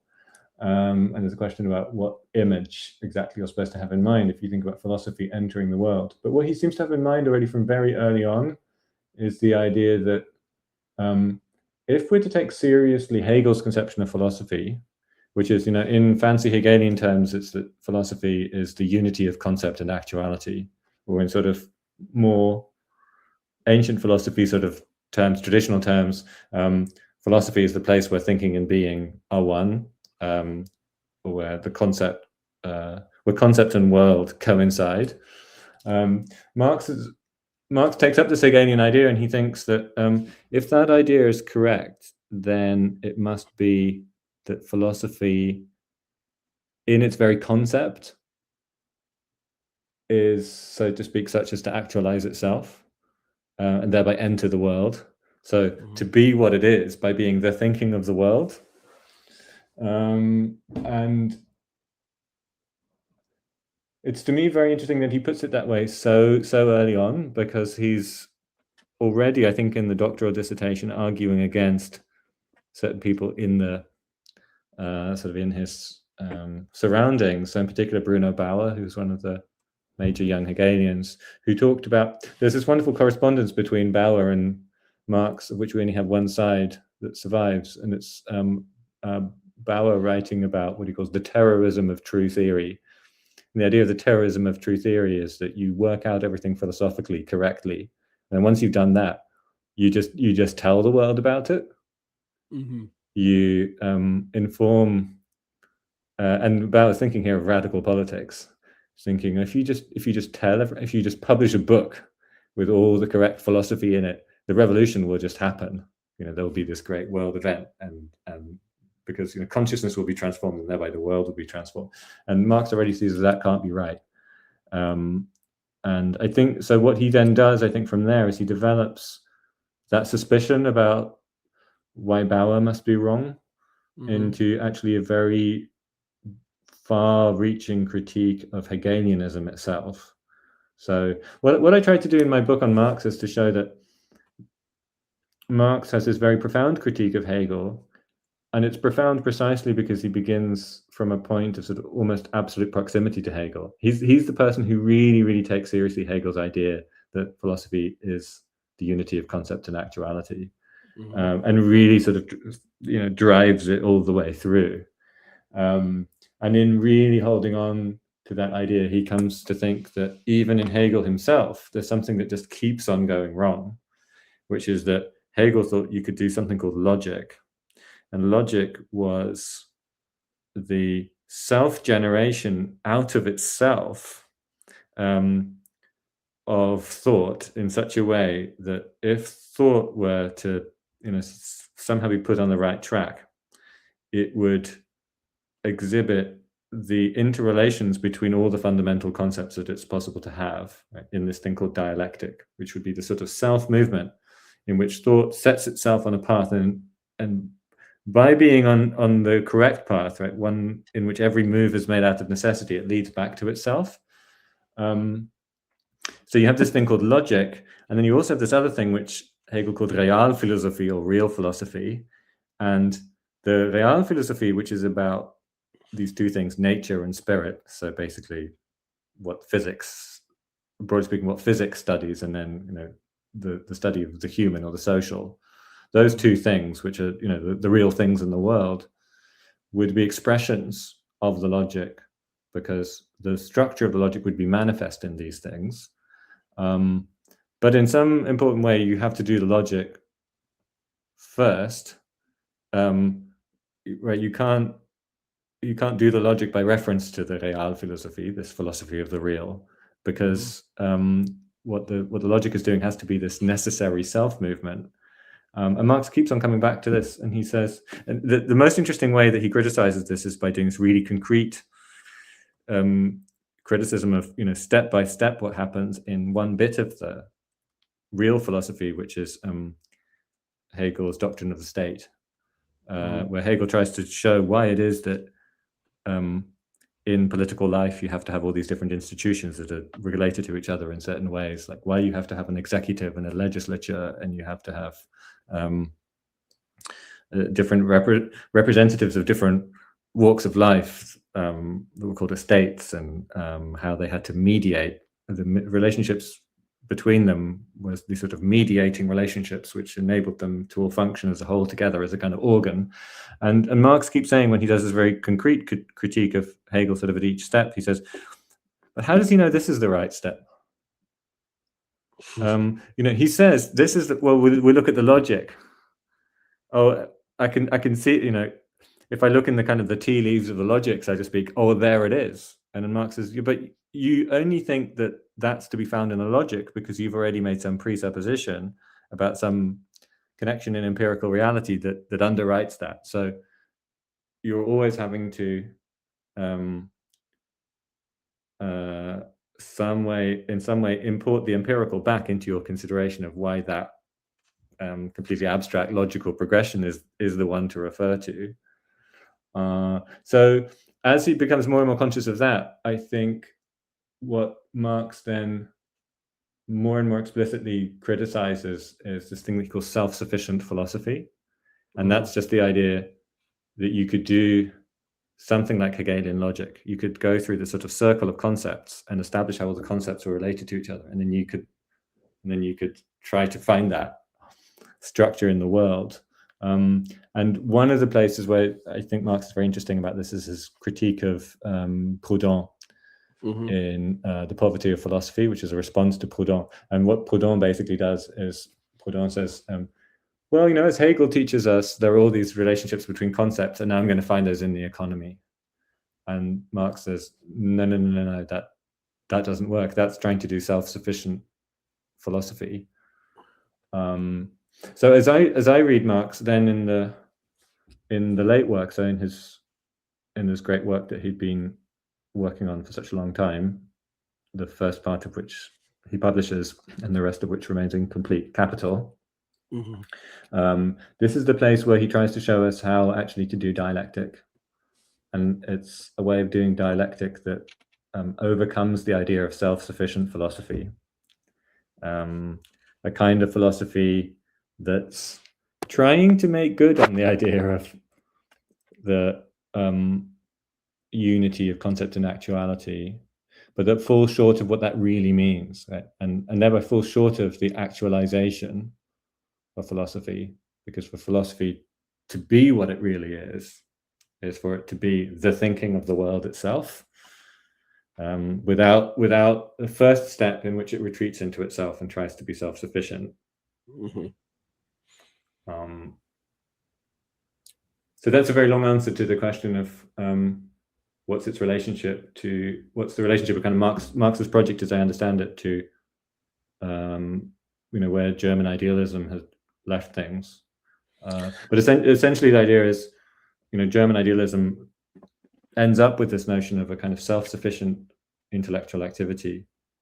And if you think you can have that, then you haven't yet got philosophy in its actuality.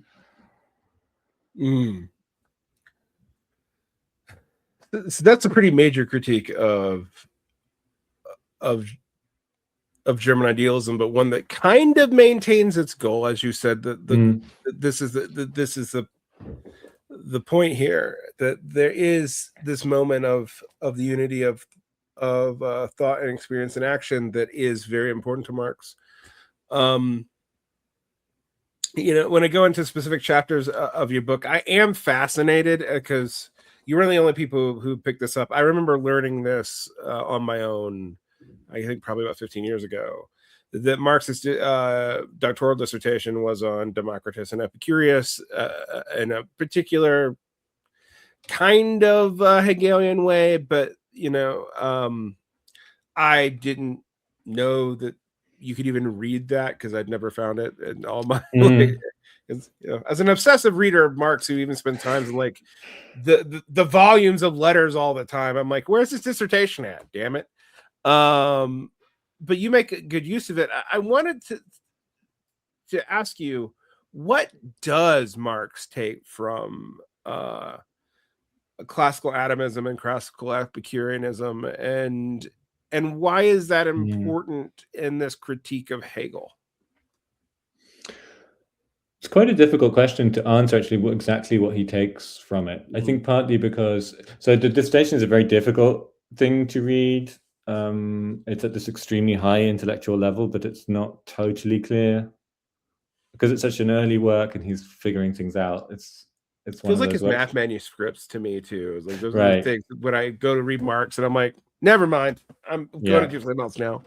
Yeah, those are very difficult, and also because he's working with the conception of calculus that's been superseded in such a way that we understand it in a more straightforward way than it was anyway.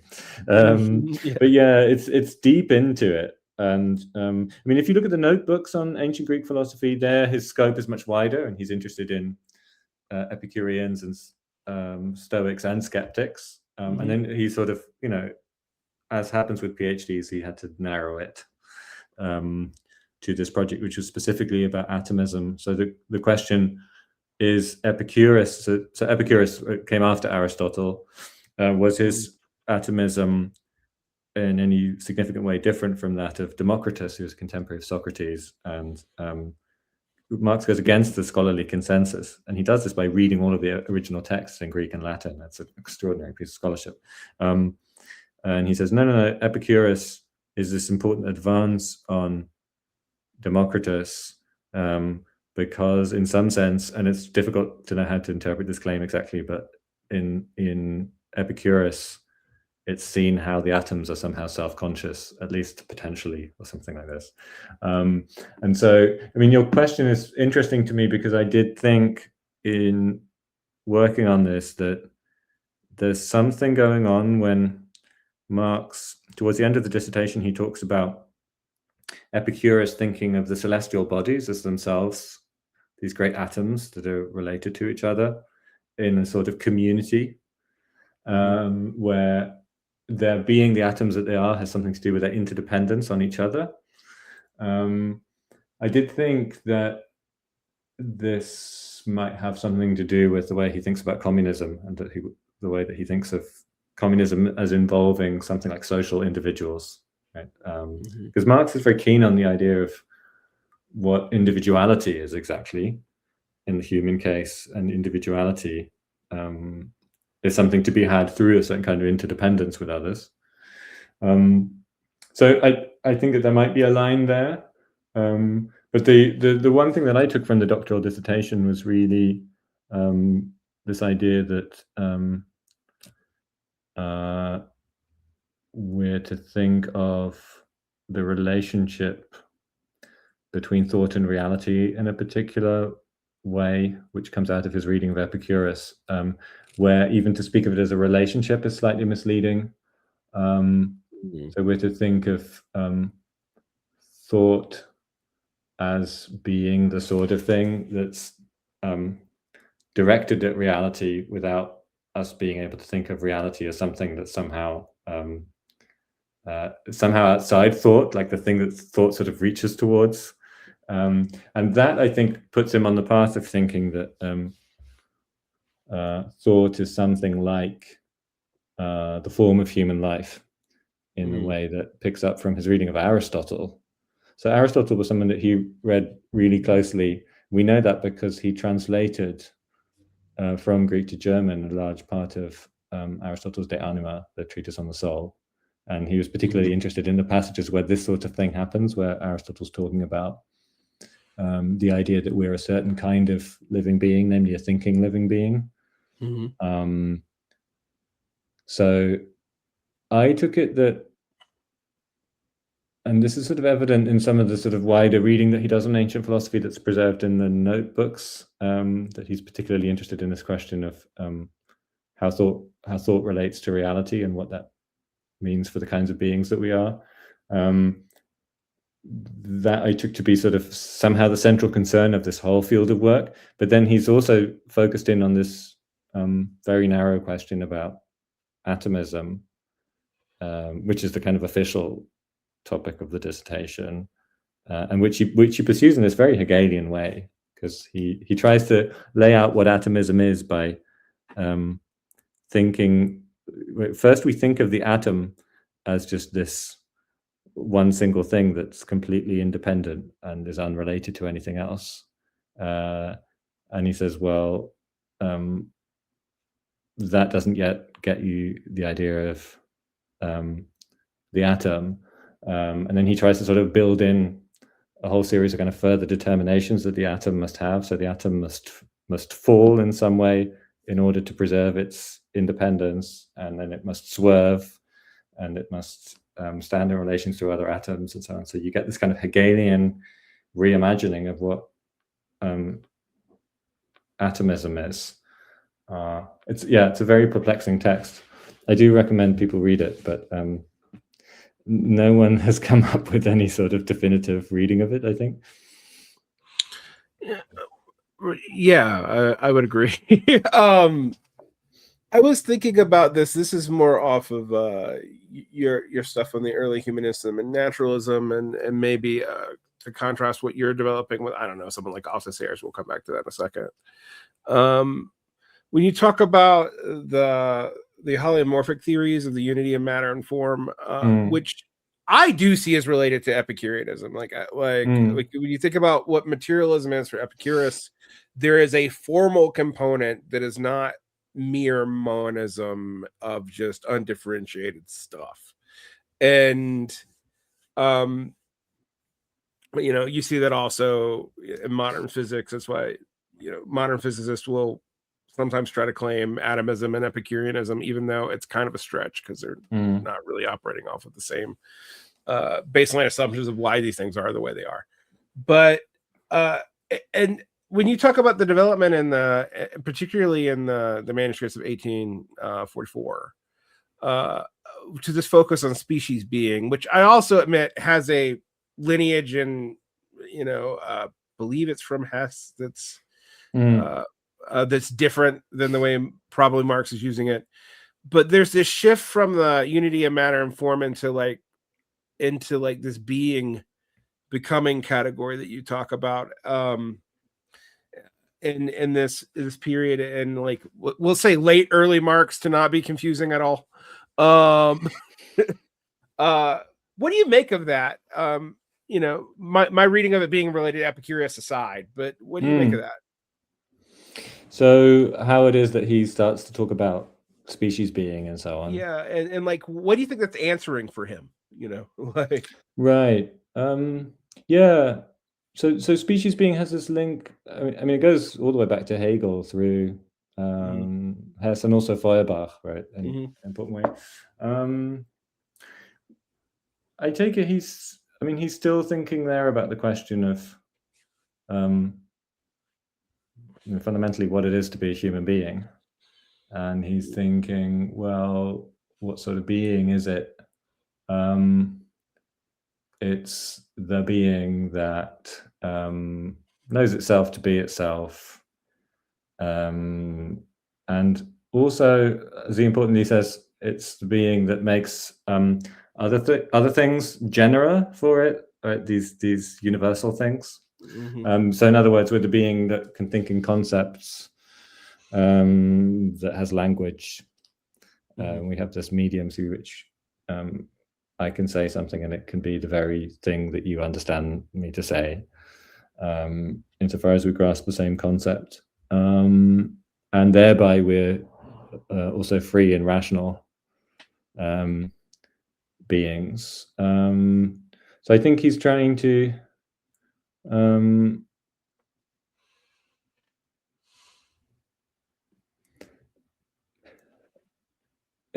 I suppose it's not really so much a theory of the human as it's just sort of laying out for us what he takes to be that which we know about ourselves. I mean, it becomes crucial. So there's a way of reading what he says about species being where it's supposed to be the kind of foundation for the critique of alienation. And the idea as well, if our essence, so to speak, is to be this way, and then something else fucks with that, then, well, we can criticize that thing. But I take it that really what he's trying to do is just sort of rehearse the human. I'm even leaving out things like what it is to be human, just rehearsing the human, because when he talks about the various modes of alienation under capitalist production, I think it's taken to be just clear that if somebody screws with you while you're doing what we as humans do, you're going to object. So I don't think there's any moral argument, right? I don't think he's saying, well, there's some inalienable right that we have that means that we shouldn't be messed with in these ways. It's just like if somebody puts their hand over your nose and mouth and presses down very hard so you can't breathe, your response is, get your hand off me. I think that's the form of argument. So I think the species being stuff is there to just sort of articulate again what it is about us that means that we respond in that way.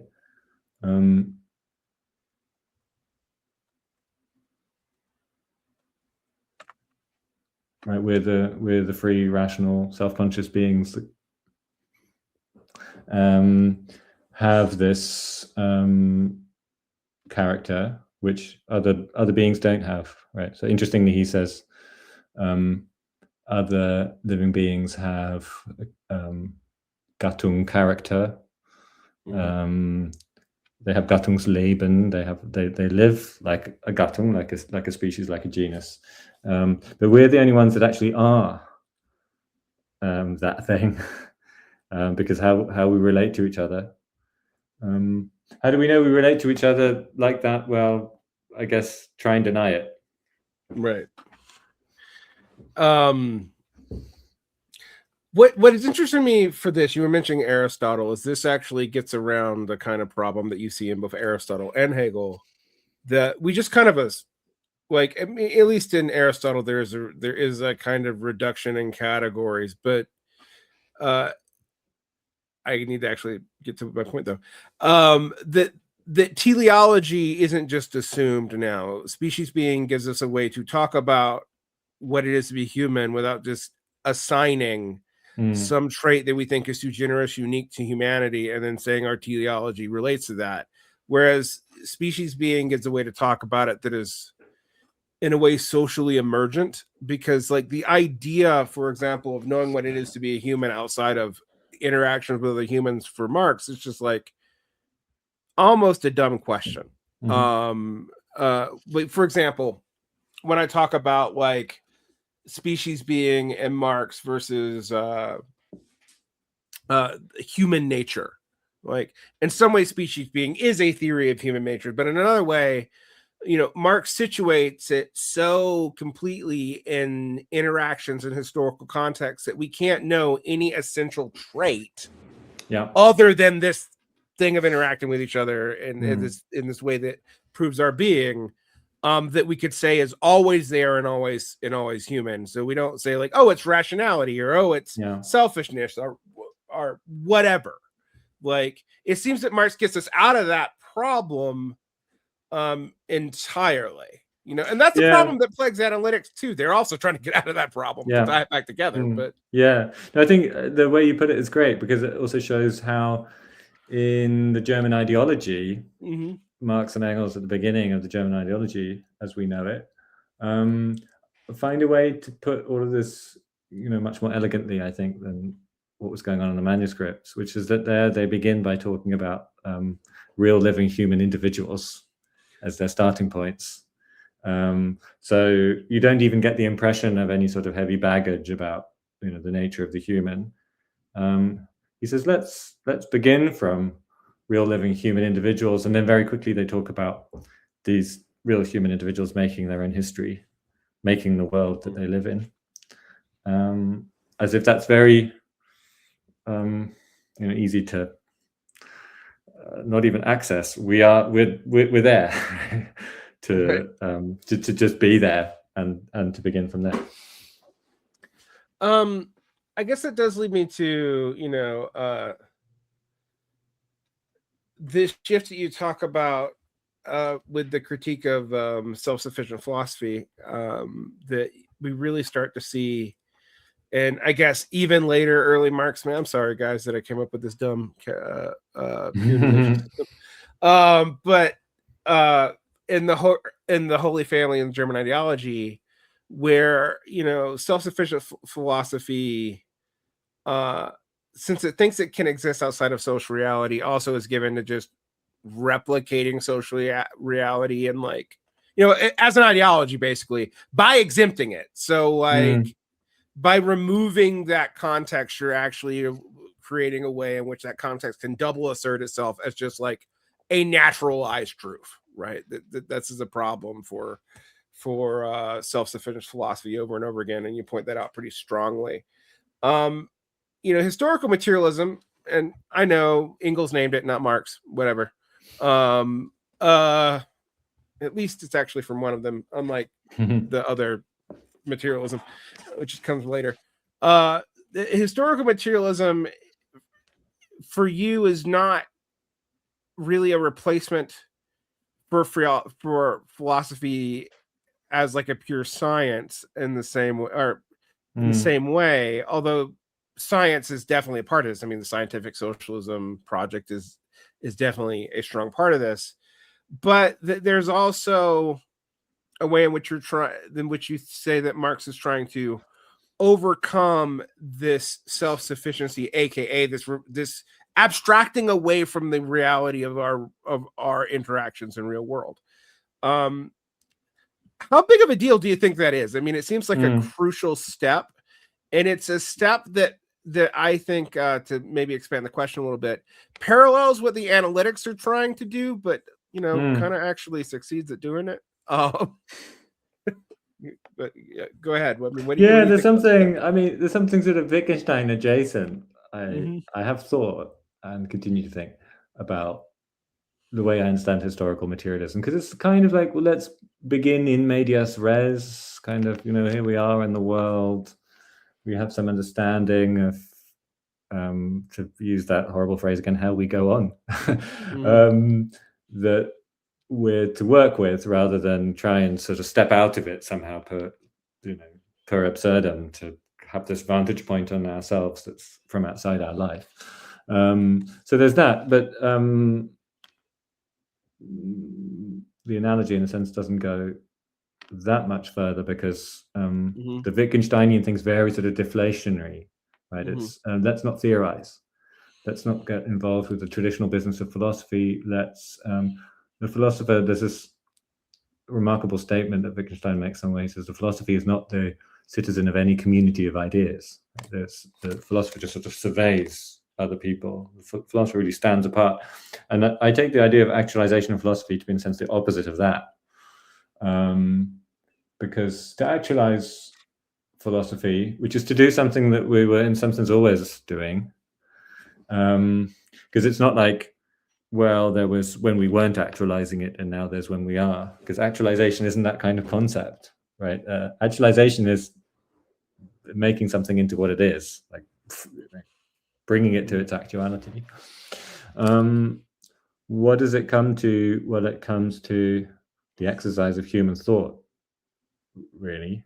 And the exercise of human thought is to be thought of as encompassing all of our theoretical as well as practical, directly practical activities. So it's going to incorporate the kind of scientific work that we do. This is part of what human living thinking activity is to engage in highly speculative and highly technical and highly complex theoretical inquiry, and it's going to be historically mediated. It's like one thing that we know about ourselves is that we make our history.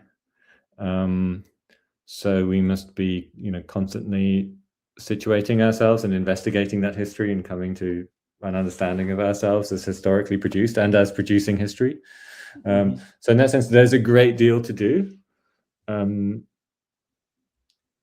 In stark contrast, I think, with the Wittgensteinian conception, which is, if you want to think about stuff, do as little as you possibly can. It's more like, if you thought that just doing Hegelian logic and then a bit extra was going to be enough. No, think again. Right, human thought is thought of the illimitable object, as I put it in one place. So it has no limits, or at least it has no limits that fall short of the limits of reality. And reality isn't just how the world happens to be, but reality is also the object of practical thinking, which is something that we bring into the world. So this is strictly not something that can be quantified, but if one wanted to speak in kind of quantificatory language, it's very, very big. Yeah. I mean, it's a project that unites so many different disciplines. It's a little bit baffling, but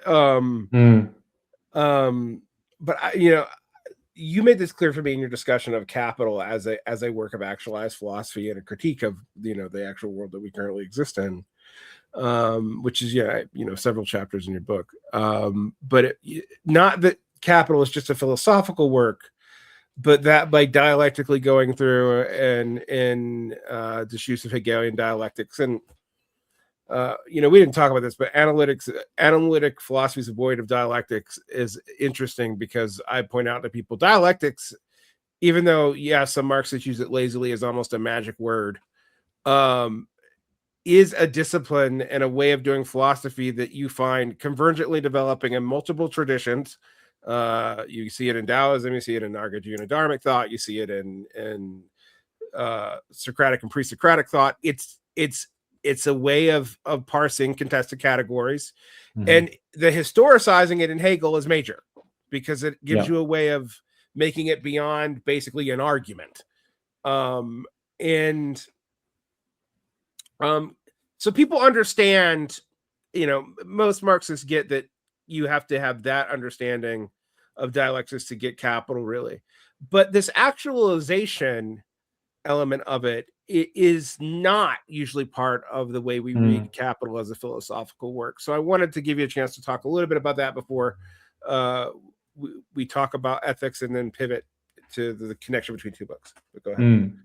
Yeah, so I mean, one consequence of thinking of the actualization of philosophy in this way is that the way in which capital is going to be philosophy is going to be in this very, very expansive sense, and the sense in which all kinds of things are going to be philosophy other than the critique of political economy.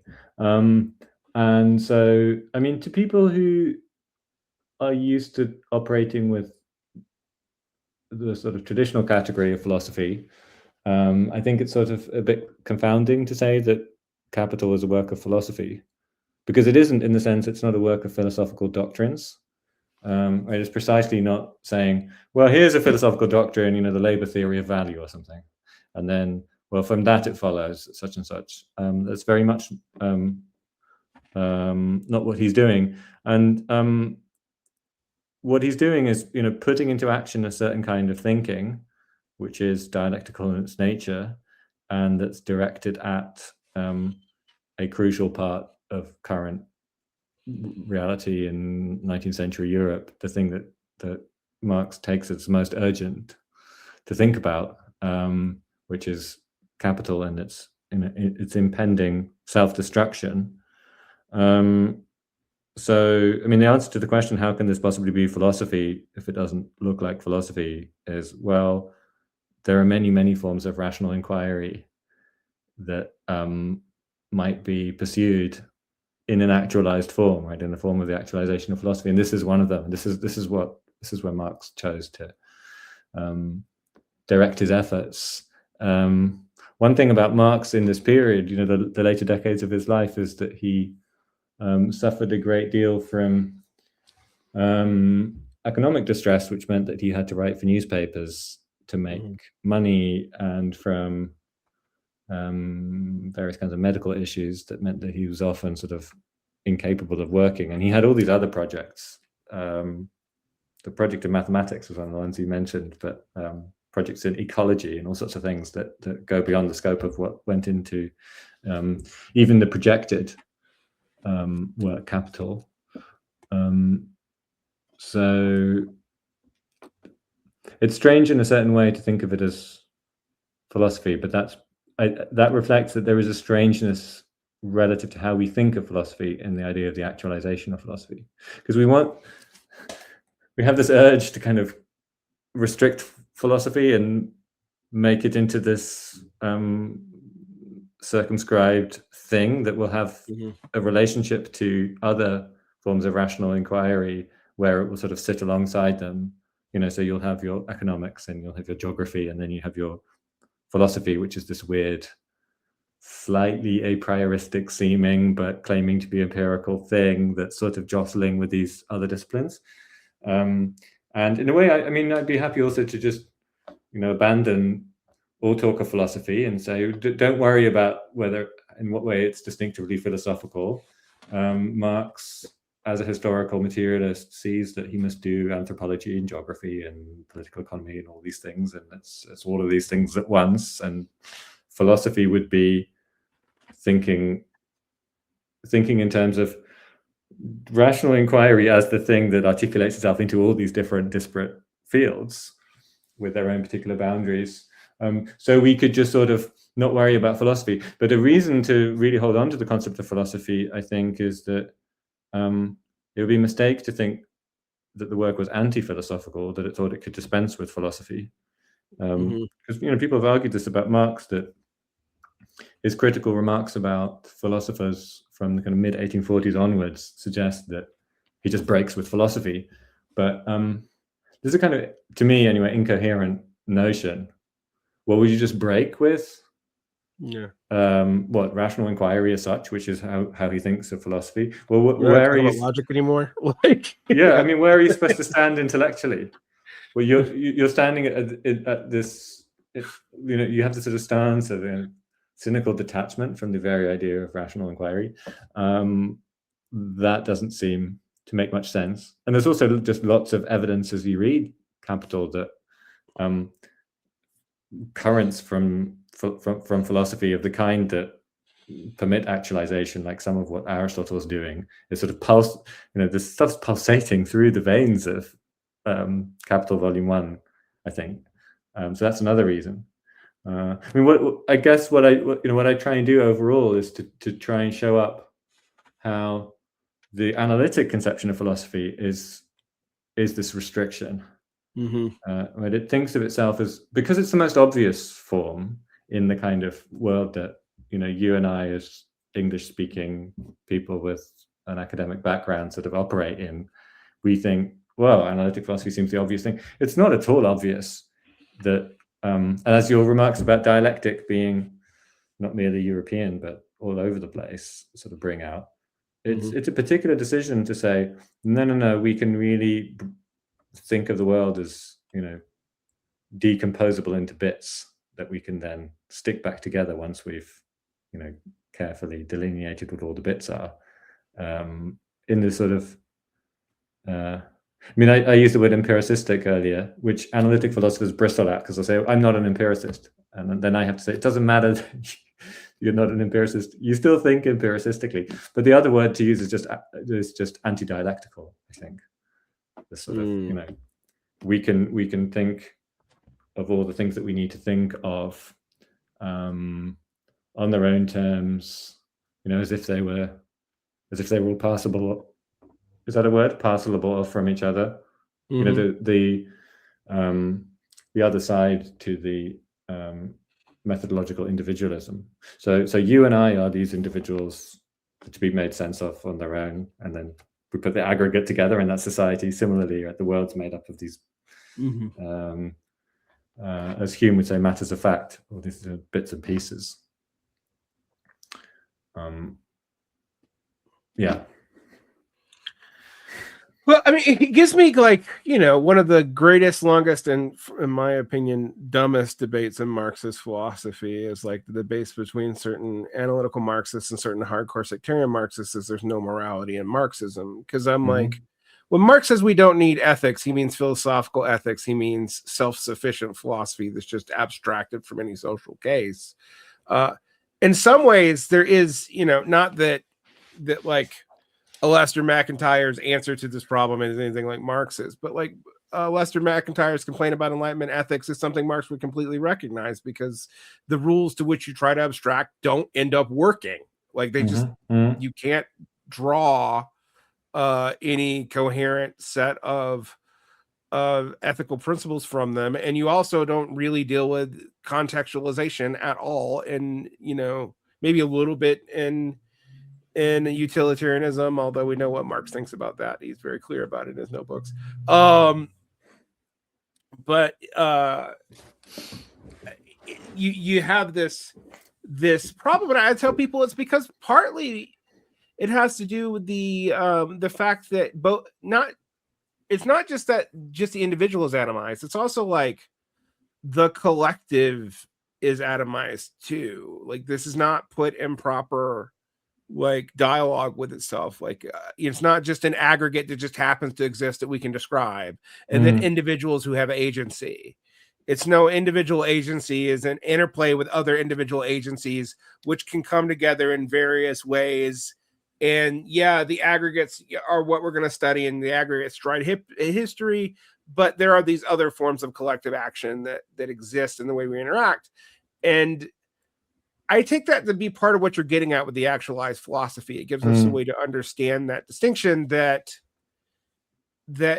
you just can't really do an analytic. I mean, because to give you example, you talk about analytic philosophy and behaviorism. Well, the other thing that happened when behaviorism didn't work anymore was analytic philosophy and hyper determinism. Everything is the way it has to be. Going all the way back to the Big Bang, which was popular in analytic philosophy and scientific discussions of 10, 15 years ago. The issue with that, though, is they thought it was important to convince people of it, which I was like, doesn't the very action that you're doing indicate that you actually do believe that there is some agentic choice to be had, in which case you can't actually believe in determinism in the way that you're talking about it. And Marx does believe people are determined, but not solely determined. They're determined by emergent social interactions, right? Like to use I'm using non-Hegelian parlance for this, but that's basically what he's describing. Yeah, I think the question of ethics is super interesting. It's one that is interesting me personally a lot at the moment, how to think about ethics. Having come out of spending a lot of time with analytic philosophy, and it's ethics where I pull my hair out, I think, the most, actually. And I didn't write about it that much in the book, partly because of that, and partly because I wanted to show that there was a social history of metaphysics and logic where people might think it's less likely to be found. But I feel like the attitude should be, when it comes to Marx, to reclaim ethics from a certain kind of philosopher whose expertise is in alienating us from the ethical, basically. I mean, if you look at, I mean, I wouldn't say this of Kant himself, or maybe not even of Mill himself, but if you look at, deontological and utilitarian theories of ethics that get, circulated in textbooks and things, I mean, we're invited to think that there are principles that ought to settle our ethical decisions that are so unfit for the task of dealing with the complexity of the ethical world, where one of the most striking things about people who are ethically admirable is that they negotiate a world that seems completely confounding in terms of the idea that one might make any ethical sense of it, or do the honorable thing, or do whatever is demanded of us as humans, and yet they do it in situations where completely unforeseeable demands are made on them, and they do they act in this way. That seems to me kind of like the locus of the ethical. To understand that would be to understand the ethical, which I think can only really be done by thinking about the sort of thing that Aristotle meant by the virtues. And I think that's not incompatible with Marx. Used to be fashionable for a while to say, the political sort of trumps the ethical. We don't need to worry about the ethical. Let's just be political realists. But we are people who have to navigate the world and are faced with the demands on us to find a way through. And that's as much true of us as we live in community as it is living individually. So I mean, in that sense, it's obvious that there's an ethical dimension in Marx's project. I mean, there just absolutely must be. Right. It's not, and it's also very obvious he'll have nothing to do with Bentham or with Kant or with people who are trying to theorize in that sort of way. I think about some of the Soviet writing on ethics, no matter how you feel about it, it does pick up on this almost Aristotelian notion of contextualized virtue. I mean, they talk about class virtues, and some of it's post hoc and kind of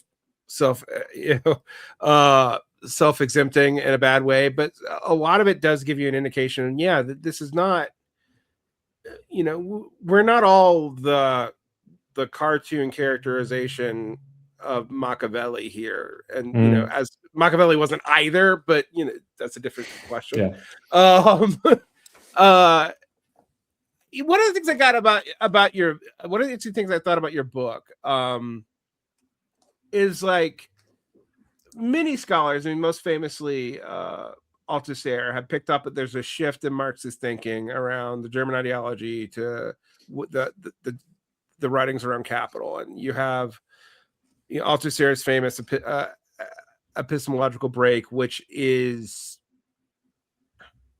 I mean, when he first came up with it, he hadn't even read that much Marx. He admitted to that. He expanded his Marxist readings later, blah, blah, blah, blah, blah.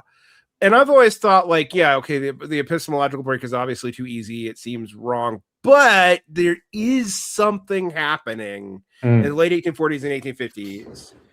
And I wanted to talk to you about that because, Althusser kind of thinks that Capital is almost a completely scientific work, completely devoid of philosophy, and that's good. Although, again, as I've argued with Althusserians, Althusser's concepts of science actually don't match up with modern concepts of science either. And his weird Spinoza stuff is also kind of strange, and in some ways seemingly self-defeating. But yeah, I'm just giving my opinion on that. But how is what you're describing different from that? Because a lot of people have picked that up. You seem to describe a similar change, but it's not. It doesn't seem to be what Althusser is describing as an epistemological break. Yeah. I have great respect for Althusser, I have to say, which grew as I was writing the book, and particularly I was writing about the Paris manuscripts. A friend of mine happened to say sort of casually, oh, you should read these lectures that Althusser gave on Marx's relationship with Feuerbach and Feuerbachian humanism. And I thought, that's interesting, I'll give that a go.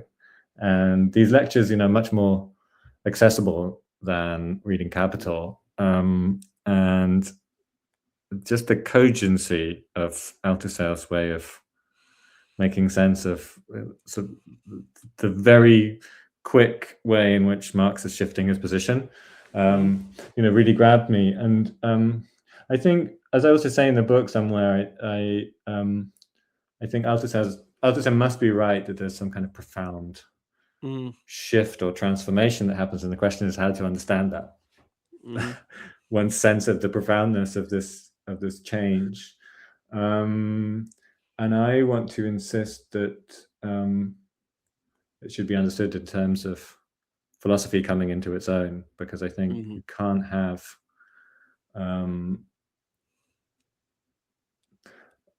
I think you can't have everything that Marx gets from this transition into historical materialism while somehow situating yourself away from philosophy.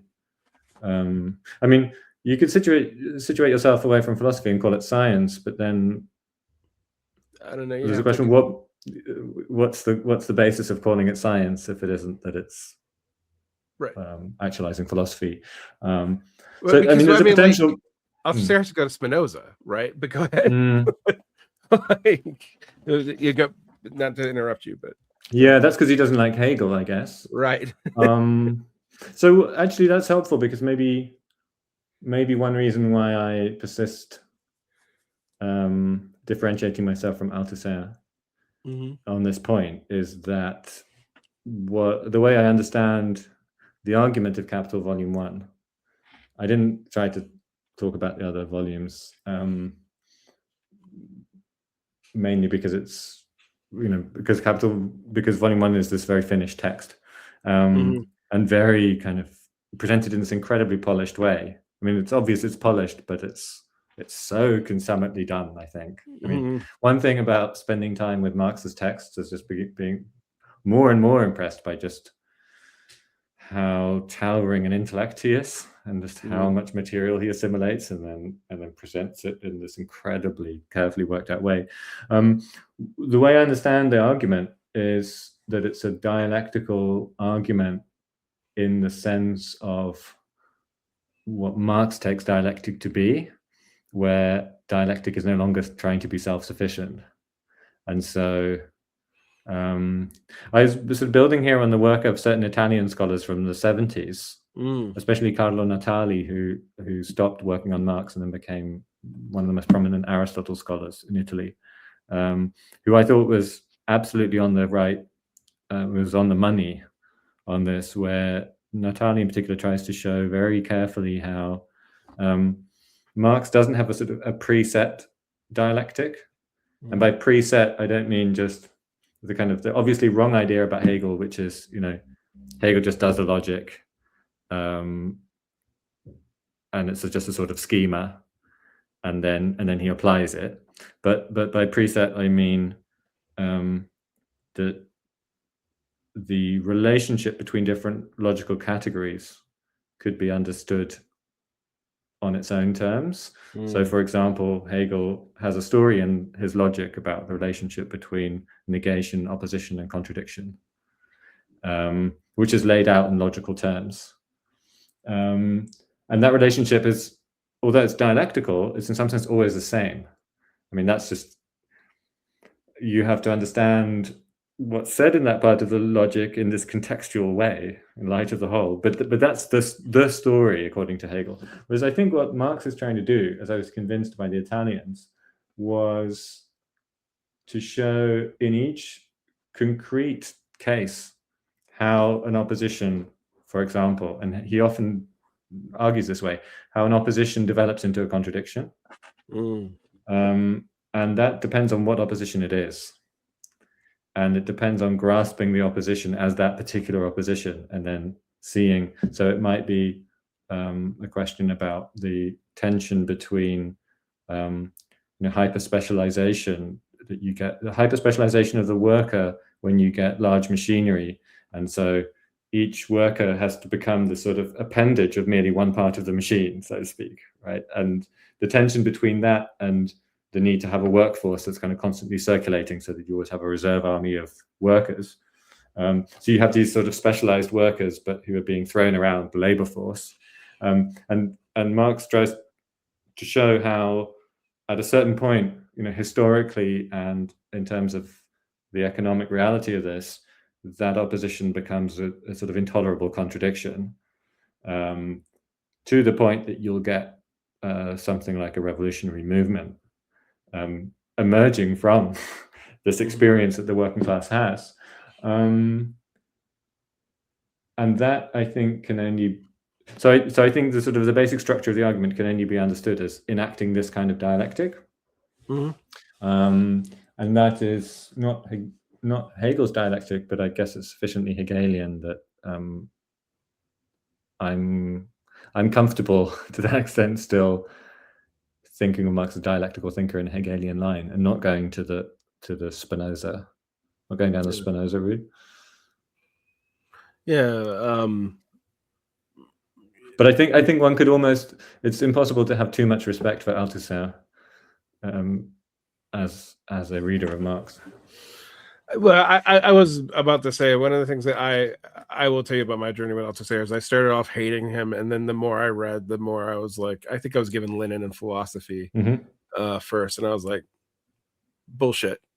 And then the more I read of Althusser, the more I was like, no, this guy is brilliant and he's on to something. He just got Hegel trauma. Yeah. He doesn't put it pretty. Nice way of putting it. Yeah. But I do think he really is on to something. I mean, I always talk about this too. I've read so much of the 70s Marxist scholarship about the split between the quote unquote humanists like Lukács and the quote unquote structuralists like Althusser, and I'm like, well, that might be true in like E.P. Thompson reading Althusserians, but when I read Lukács and Althusser themselves, they weirdly come to similar conclusions by the end of their lives. Yeah. So there's something interesting there. We've been talking for quite a while, so this is going to be the last question. You can take it as far or as not far as you want, but this is also a tip to tie the two books together a little bit more. I was going to ask you one on analytic Marxism too, but I'll spare you. Thanks. Well, analytic. What are we going to call it? Cohenism. Yeah, Cohenism. Yeah. I really do think it is mostly Cohenism because it's not like Elster and Romer and Przewalski get cited all that much. It's mostly just J. Cohen now. But so to the question I do want to ask you, your last chapter really in the Marx book, in the Actualization book, is about, as you just pointed out, how these actualization could actually lead to thinking through how revolutionary changes could happen. I wanted you to kind of contrast this to when the Oxford Ordinary Language people started doing this, how this almost becomes philosophy as an instrument of therapy or psychology, and not a particularly helpful one either.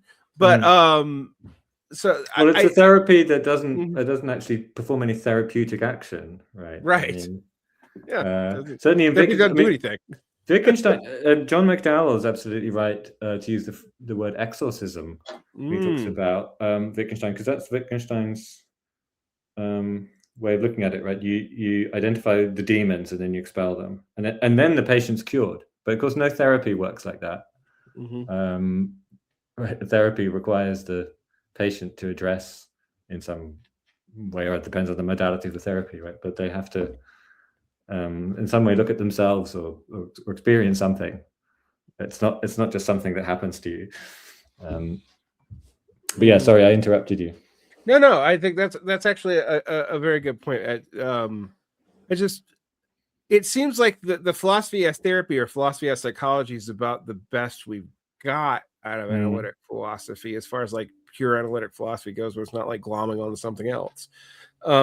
Whereas this actualized philosophy you see in Marxism does explain, you know, with stuff we still have to work out. It's not a completed finished project, but how like the therapeutic might be even opposed to what actualized philosophy of Marx would be doing. Like, I just wanted you to kind of like, not only to me, as your point about ordinary language philosophy being a therapy that doesn't even do anything in terms of therapeutic, but also is the therapeutic a goal we should even want? If we're right through the actualized philosophy. Yeah, no, I don't think so. I mean, I think in that sense, traditional philosophy is fine.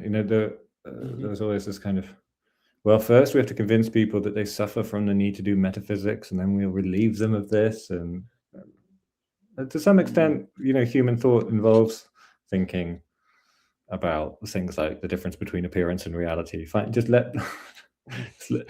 leave people be, let them do it. It's a good sign if they're thinking about that, because it's a constant problem of human life to think about what's real and what's not, and so on. What's the basis of what's the essence, what's a mere accident, and all of that. So I guess the way I'd like to think of it is that to think about the actualization of philosophy is really just to think about the sense in which it's already in our hands to think about the world. It's actually, so one thing that we're educated into, say if you study a lot of philosophy in a philosophy department, is that first of all we have to come up with some set of very non-obvious abstract principles. We place ourselves under a veil of ignorance, blah, blah. At this point, the Rawlsians always say, no, it's not, you don't really, like, I know, but so to speak, we do this thought experiment, we go through all these complex procedures in order to formulate some, highfalutin principles. We don't really need that, because we're already in a position to see what human life is, and we're already in a position to see how we're screwed by it, or more accurately, how differently placed social people in different social positions are screwed by it in ways that are open to view. I got a certain amount of flack from some Marxist quarters for saying in that final chapter of the book that communism is in some sense already here. But I think this is, I very firmly believe this, that, and the example I always use is if you live in the UK, and it's an example I think kind of works partly because it's evident what its limits are as well as its truth. If you suffer an injury, you go to your local hospital, and now the waiting time might be actually quite long, and there might be all sorts of things that go wrong. But in principle, and you will experience this when you go to the local hospital, somebody will tend to your injury and will treat you, and will heal you of this thing, or at least do the best that they can by medical science to heal you of that thing. And no money changes hands in that process. And that is a very small instance of it. It's a kind of pocket of it, and it might be given to you in this sort of in many ways distressingly perverted way, but that's a bit of communism.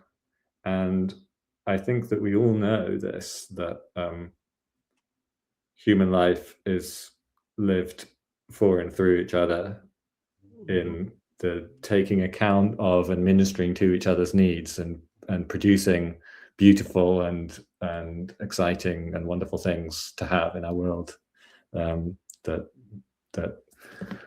we share with each other. And we can also see that the things that quash that are the things that, in some sense, we are to employ our rational powers to overturn and resist. With all of the immense coordination problems that generates of, do we form small associations? Do we try to influence an elected government? Can we do this in the workplace? What are the limits of this? What kind of community organizations would we have? Who do we talk to? Is the bourgeois family somewhat, yes, these are all questions, and these are all the right questions, and we should be getting on with thinking about those very things, which in some sense we understand very well. What we don't want is for somebody to interpose themselves and say, well, first you must do philosophy, first you must read Rawls or Nozick or something, and then we'll take it from there. No, don't stifle the human's self-understanding of his own thinking activity in that way. Let us get on with it. We're more capable than we think in a certain way. Well, that's a great point to end on. Thank you so much for your time. Where can people find your work, Christoph? Probably go to my website. Try to keep that updated. So christophschuringa.com. Yeah. All right. I'm going to endorse both your books. I got a lot out of reading both of them, and preparing for this show, I read them back. I was rereading the Analytic one and then reading the Marx one for the first time, and I was like, my mind was like, oh, these are way more related than people seem to think. So I was glad we were able to talk about both. So thank you for that. Great, thanks so much. I've really enjoyed it. All right.